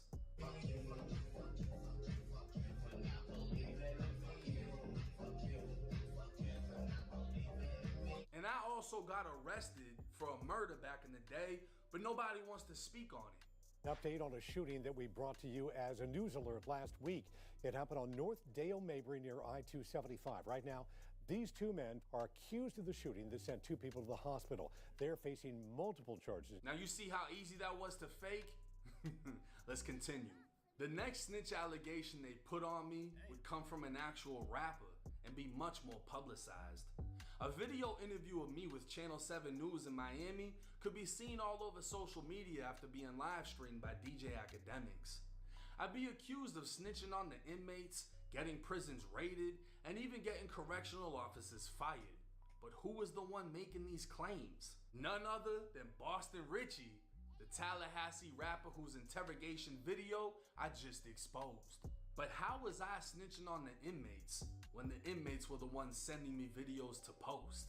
How did I get prisons raided without any prisons being identified? They would claim the officers must have raided the prisons I was at, but I'd already been out of prison for 5 years. And what officers got arrested? See, the Florida Department of Corrections has a website newsroom that covers press releases, staff assaults, and officer-involved arrests. But not one article can be produced showing any officer was ever arrested. I made generalized statements on what I saw in prison 5 years prior, the equivalent of saying the prison I was at I saw knives and people got stabbed. Not only was every prison YouTuber speaking on the same shit at the same time, but I was trying to shed light on inmate deaths in the system and how many overdose deaths were being reported as natural or accidental. I was sent videos by current prisoners who couldn't get the message out. So I used my platform to be their voice, and like many have said, if I was a different color, I'd be an activist. But because I exposed their favorite rapper, I'm snitching. Boston Richie must have thought he dug something up when the whole time this was posted on my Instagram with the caption reading, "Giving a voice to those who can't be heard." But I get it though. Boston Richie had to lie on me when he should have lied to the police. And then he does an interview with Academics months later talking about how depressed he was after his interrogation came out. Niggas moving like they tell us, moving everything. I cut them off like Future did to Boston Richie. The nigga that shank it? Or the nigga that told about the shank? I built a Wix website overnight, and it helped launch my career. As soon as I saw that the domain was available, Now the third snitching allegation would be the best in my opinion, because I was damn near convinced. A mysterious YouTube channel by the name of Unspoken Crime Murders would tag me in his Instagram story with paperwork of a shooting. I'd reply back an hour later as I remembered the incident, laughing as I now realized this was when I shot my aunt's window out with a fucking BB gun and she called the cops. I gave the police 2 fake descriptions, and the paperwork would state, on March 23rd, 2012, the eyewitness Jacob Cherry made the following sworn statement. He was sitting in the living room watching television. He heard glass break in the bedroom and what sounded like a gunshot. He walked in the bedroom and saw 2 holes in the window. He looked out the window and saw 2 white teens about 13 to 14 years of age. One was Hispanic wearing a red t-shirt and shorts. The other was wearing a black t-shirt and green shorts. He was the one carrying the black airsoft handgun. They saw him looking at them and ran northbound on Fremont towards Waters. He has never seen them in the area before and cannot identify them. Now this is where Unspoken would start his long list of lies and deceit. Unspoken would state he doesn't show his face much, but he's connected to the industry. He'd also claim he had 13 interrogation videos in connection to the Boston Richie case, and because he didn't like how I portrayed Boston Richie in my video, he decided to look into me.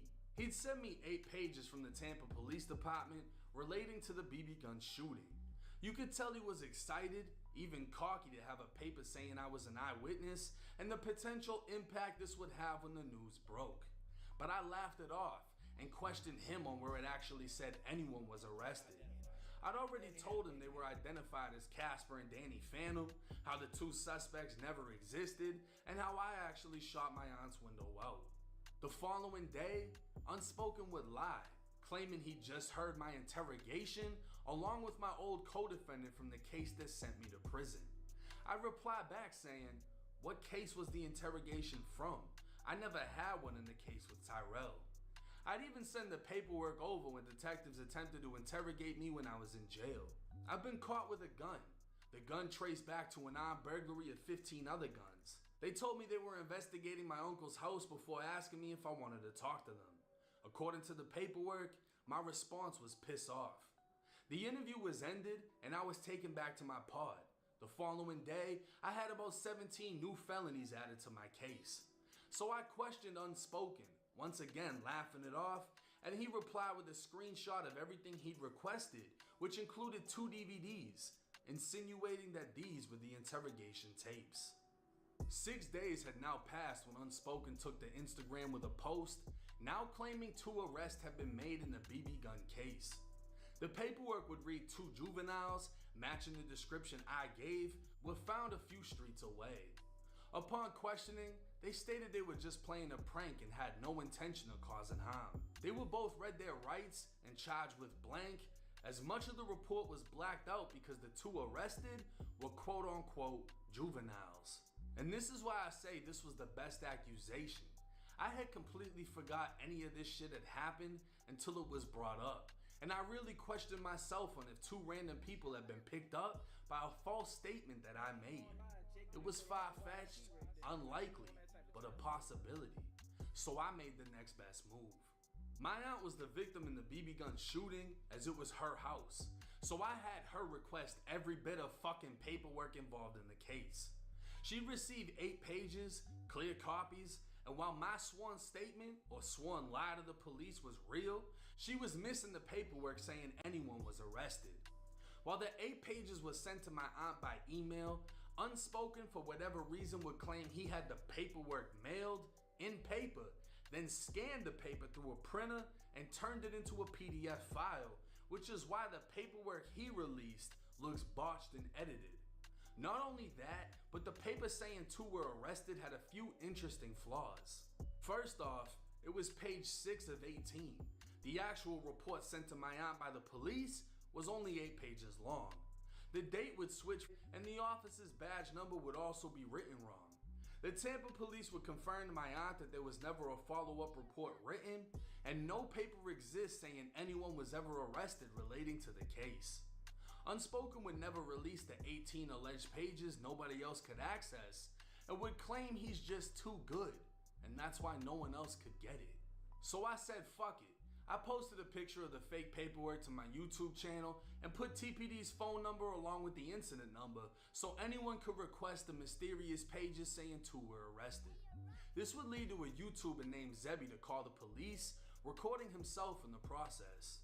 But I'm looking for. So I was shown that there was, after this report, that the two individuals that were identified in this report were later. Is this a report from 2012 for the house, for the shooting at the house? Yes.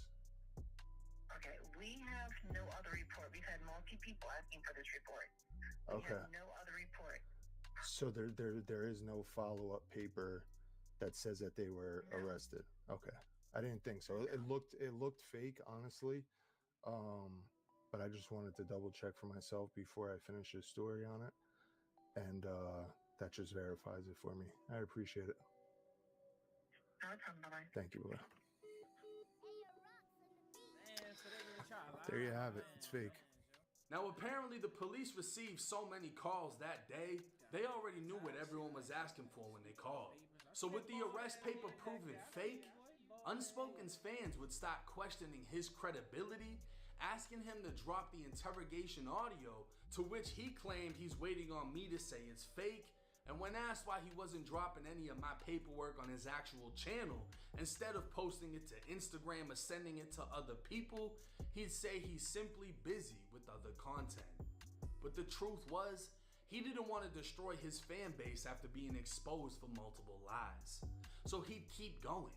He'd post a picture to Instagram showing a 911 CD with my name on it, saying call them back, implying that I called 911. But instead of dropping it, he posts again saying, y'all 1090 fans need to chill. I'll release this when I feel like. If it's fake, block me. So not only was Unspoken claiming to have audio of me calling 911, he'd then share a screenshot of a video he uploaded to YouTube titled 1090 Jake, witness number 1, full paperwork interrogation audio. So Unspoken would still be claiming he has and heard the audio of me being interrogated. So fuck it. I'd request the same 2 DVDs he had, and come to find out, one DVD was my co-defendant's cell phone GPS showing his locations, and the other showed everything in his phone from his text to his pictures. There was no interrogation audio. Unspoken would later release the 911 audio to someone else, and even though he acted like I called 911, the audio was of the victim in my case. 911, where is your emergency? Actually, I just walked in my house and I could tell somebody's robbed us. What's your address? Is it a house, mobile home, or apartment? It's a house. Unspoken would fade into the background as his snitching allegations fell apart, still trying to use smaller channels to do his dirty work so he wouldn't fuck his face up with his audience. And he still hasn't actually shown his face to his audience. But those that never looked into the lie still think I told on 2 people that never existed, after it was posted by somebody who won't show their face. From hard hats to steel-toed boots, Grainger's got your safety needs covered, literally. Shop Grainger's vast inventory of safety products. Call, click, or just stop by. Grainger. Months would go by before an old name I'd forgotten was brought back up in my comments. The next day, a prison grievance would make its way to social media, with everyone claiming I'd snitched on Jimmy Horry. Now, me and Jimmy were both at a notorious JIT camp, Lancaster Correctional Institution. He was Haitian and naturally sided with the Zoes on the compound, while I was Blood and both gangs were currently at war. Like I've said throughout this video, this is my life story, and I broke down this whole situation 4 years ago when I broke down my disciplinary reports.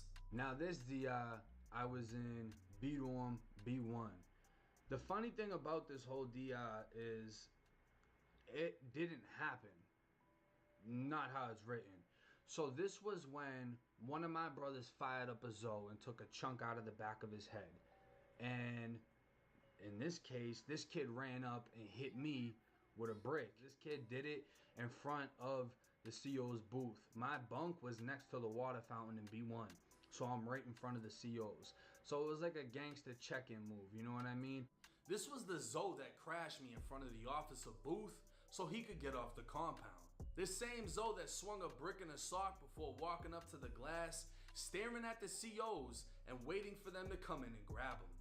The CO's would come in, grabbing him, checking me, and then checking every other inmate when they found a Zoe named Mock Cherry with a hole in his head. See, Mock got fired up by one of my bros first, but the COs didn't see it. And that's what made Jimmy scary ass crash me when the COs were looking, because he thought he was next. The COs would also grab Jerry Lewis, who didn't do anything, and the COs would accuse him of putting that hole in the other Zoe's head.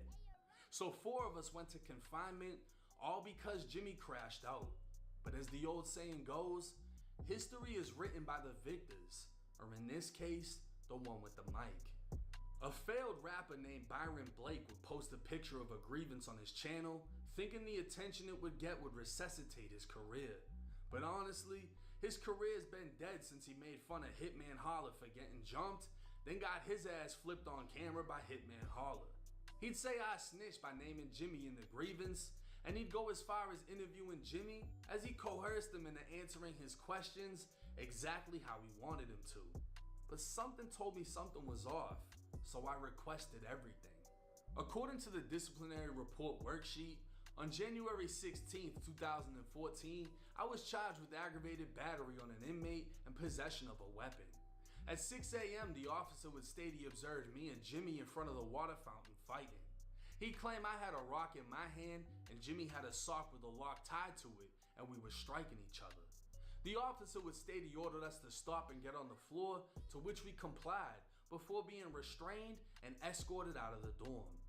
He would also say I had a 1.5 centimeter laceration to my head, only listing me as injured. 4 days later, while in confinement, we'd be asked if we wanted to make a witness statement to both disciplinary reports. To my weapons charge, I wrote I never had a weapon. I was assaulted with a rock and a sock, which exploded off my head into 2 pieces, which the COs seen. I had bits of rocks and pebbles all over my property. Now pay attention. I was taken to medical with a cut to my head. The COs saw what happened, and I never named anyone in the statement. I just stated I never had a weapon, because I was trying to beat a weapon DR. But in Jimmy's witness statement, all he would say was, I don't know what he had. Neither confirming or denying that he had a weapon, but leaving room for the COs to charge me. Now I made a statement in my aggravated battery charge, saying in the morning at 6 a.m., I was sitting on my bunk in count position when I was hit twice on my head with a rock and a sock. I balled up and waited for the officers to come in. I even listed someone whose first and last name I knew from Tampa as a witness, as he could also state I never did anything. But pay attention, at no time did I ever mention the name of who assaulted me. The witness I named would write a statement saying inmate Cherry was sitting on his bunk and somebody just walked up and hit him with a rock in the head. Now I was in confinement when the witness wrote this on my behalf, so I couldn't have told him what to say. He just said what he saw. I thought what he said and what I said would be enough for me to beat my disciplinary reports and I'd be released from confinement back onto the compound. But I never saw the statement that Jimmy wrote against me. Jimmy would write, me and Cherry got to in physical fist fight. So not only would Jimmy implicate himself, he'd implicate me, saying I was fighting him, and he'd name me in his witness statement. But see, this wasn't shown to social media for a reason, and I'm gonna break that down. Whoa. What's that? I just built a budgeting app in Base 44. Guys, Nina just built an 8 days after I was charged, I'd plead not guilty and be found guilty based on the officer's statements. I'd be given 60 days of confinement for both charges, totaling out to 120 days, or roughly 4 months. Now within the disciplinary report paperwork, it states appeal. If you are found guilty, you may appeal this decision by filing a formal grievance with the warden of your facility within 15 days of being found guilty. So for those who have never been to prison and have no idea what a grievance isn't a statement. It's the only way to appeal a disciplinary report in Florida State Prison. And it wasn't just 4 months in confinement. I was now pending CM, or closed management, which is where you're shipped to a closed management prison, which is essentially a confinement prison. They wanted to send me CM2, which is a mandatory year in confinement. I write an appeal stating what was written in the disciplinary report, that I was assaulted by Jimmy Horry with a rock and a sock. He not only implicated himself by admitting what happened in his witness statement, he'd already been found guilty the same day I was, so nothing I said could have any effect on him. I'd also say how the officers beat everyone and lied in the reports, which would result in me being targeted confinement by the staff, who started serving me empty food trays or trying to throw my food on the floor. I'd write a second grievance, and by this point, I'm just trying to get the fuck off the compound, because I'd already have 4 months in confinement, and the word in confinement was, if you got sent to Lake City, the only privately owned prison in the state of Florida for youth offenders, you'd be immediately released from confinement. I had already been shipped from Sumter CI for turning 19, as Sumter's JIT camp was only 14 to 18 years old. If I'd left Lancaster, the only place they could send me is Lake City, and I'd be immediately released from confinement. I'd write staff with threatening me, I'm in fear for my own safety, I've been told by staff they'd spray me and set me up with weapons, but I'd clarify I don't want to be placed in protective custody. See, I never had an issue handling inmates, it was the COs. I'd request to get shipped, but nothing would happen until the COs gassed the shit out of me and charged me with participating in a disturbance and disobeying an order for kicking the door down. I'd eventually be sent a response from the warden stating if I fear staff, I need to file an informal grievance to the colonel, which I never did. The 3 COs I named in the grievance were all interviewed and denied the allegations, and so my appeals or grievances were denied, and they retaliated by spraying me. Roughly 40 of us were transferred, and my youth offender status had been snatched, meaning I was now classified as an adult because of the violent DR that I caught, and I was being transferred to an adult prison. But it wasn't only me.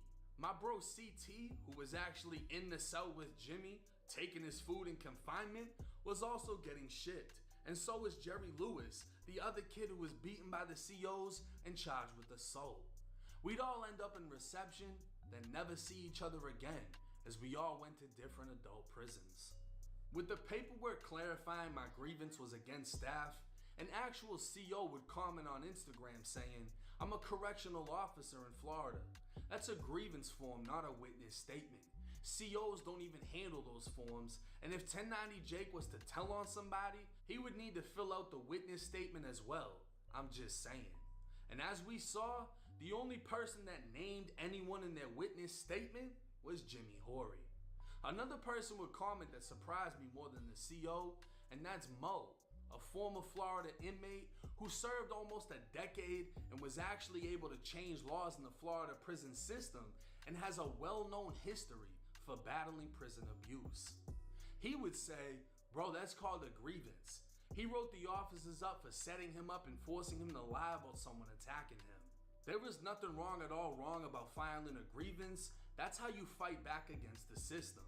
This isn't paperwork. It's actually his own words exposing how the police set him up and extorted him.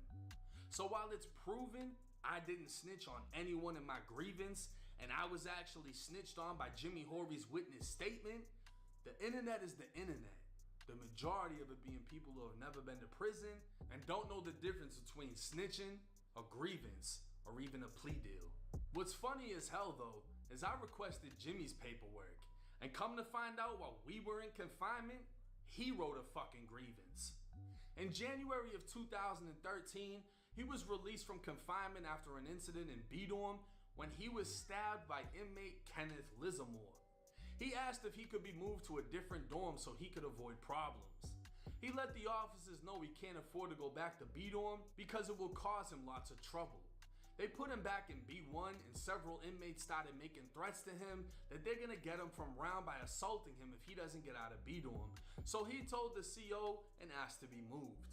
The officer response was, you might as well go ahead and crash. That's the only way you'll get from round. Jimmy would say he can't sleep. He has to stay up all night to see who's after him to wet him. He'd say after count time an inmate ran out of the bathroom and assaulted him with batteries and a sock. So Jimmy got up and looked around to see if the officers were in the booth. Jimmy then wrote, come to find out the officers saw the inmate assault me but didn't do anything about it.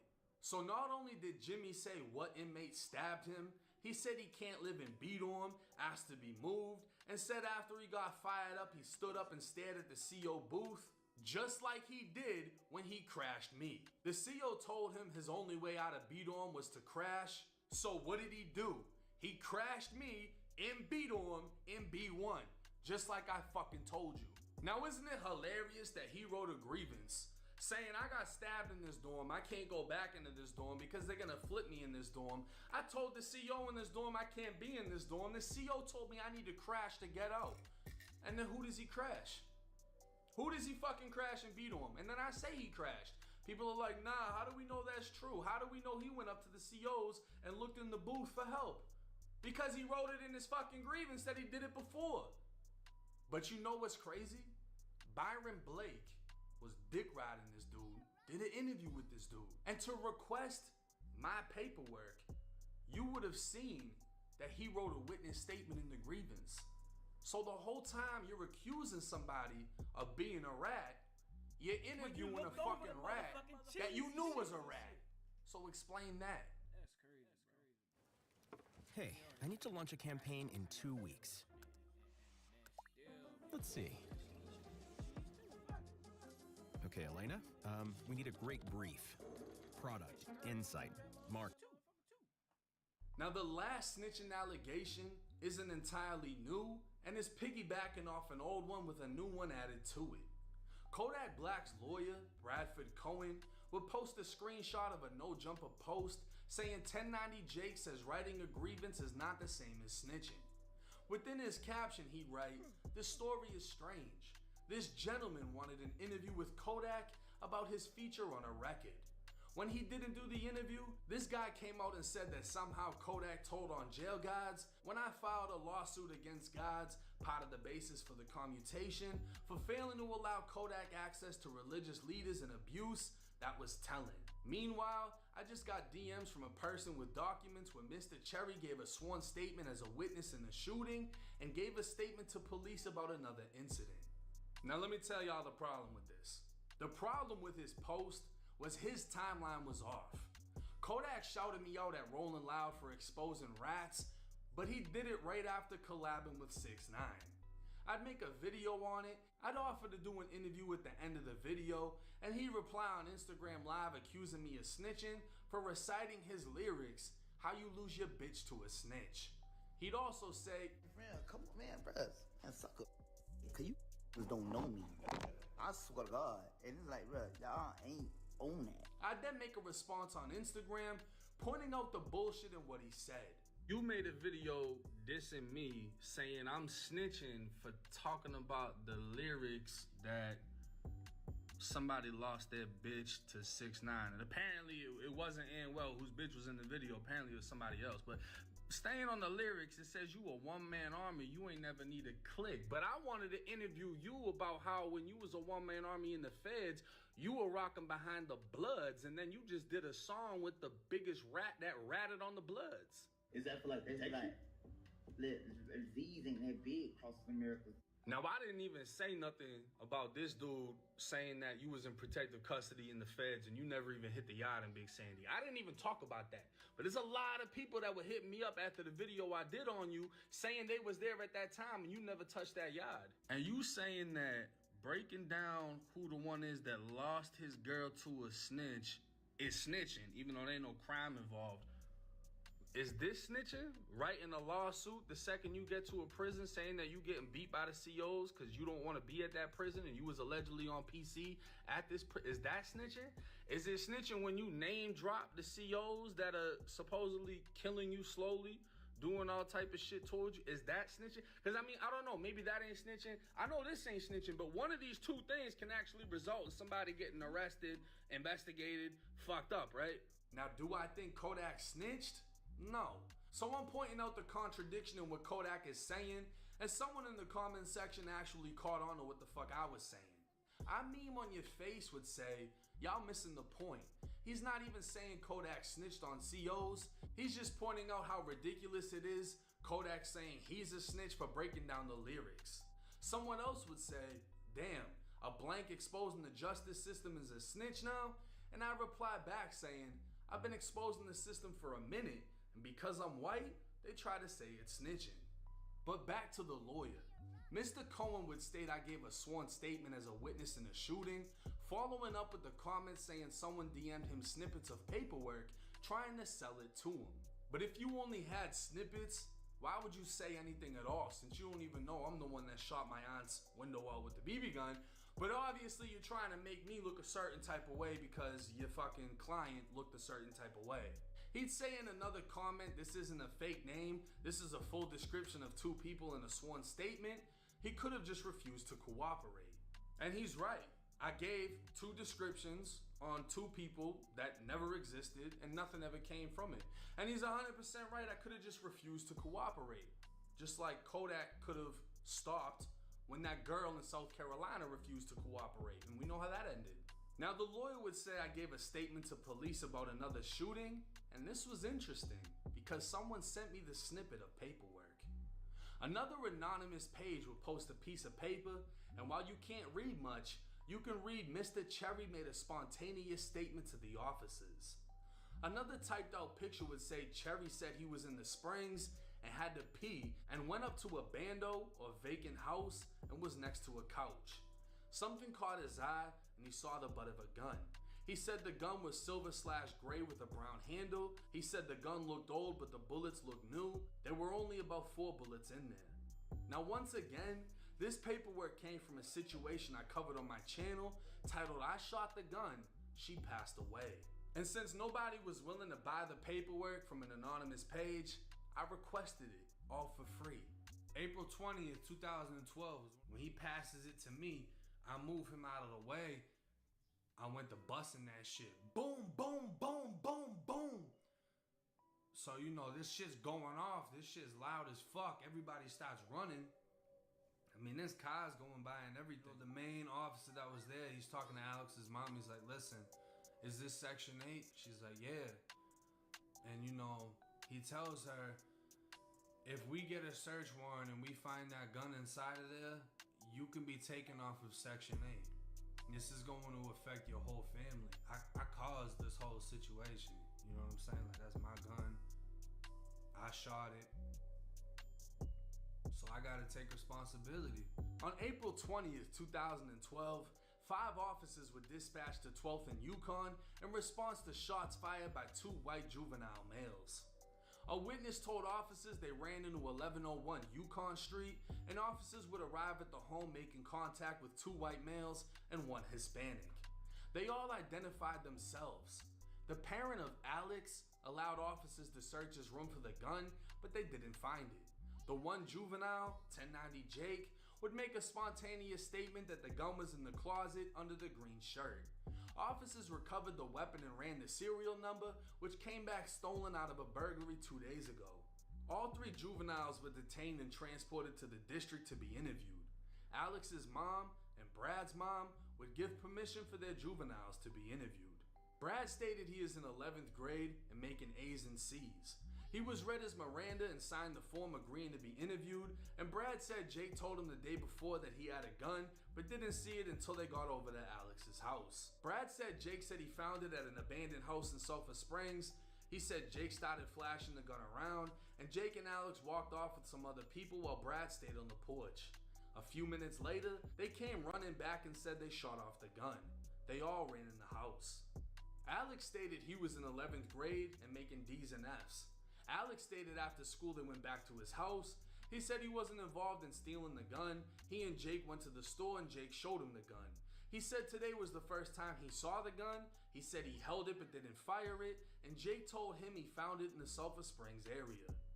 Officers attempted to contact 1090 Jake's aunt but couldn't. 1090 Jake stated he is in the 11th grade and making straight F's. He said he was in the Springs and had to pee and went up to a bando next to a couch.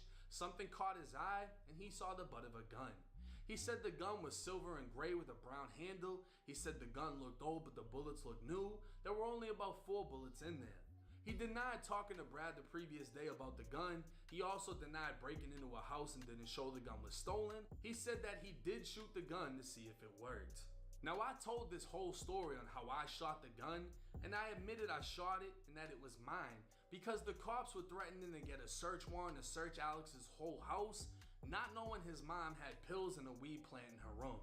So because I shot the gun and we were standing in front of Alex's house as Alex's mother started to cry, begging him to tell the police where it is, I told the police where it was. I said it was mine, I shot the gun, I found the gun, and I was willing to take all responsibility because I didn't want them getting a search warrant, finding all of his mother's shit, and then snatching their Section 8.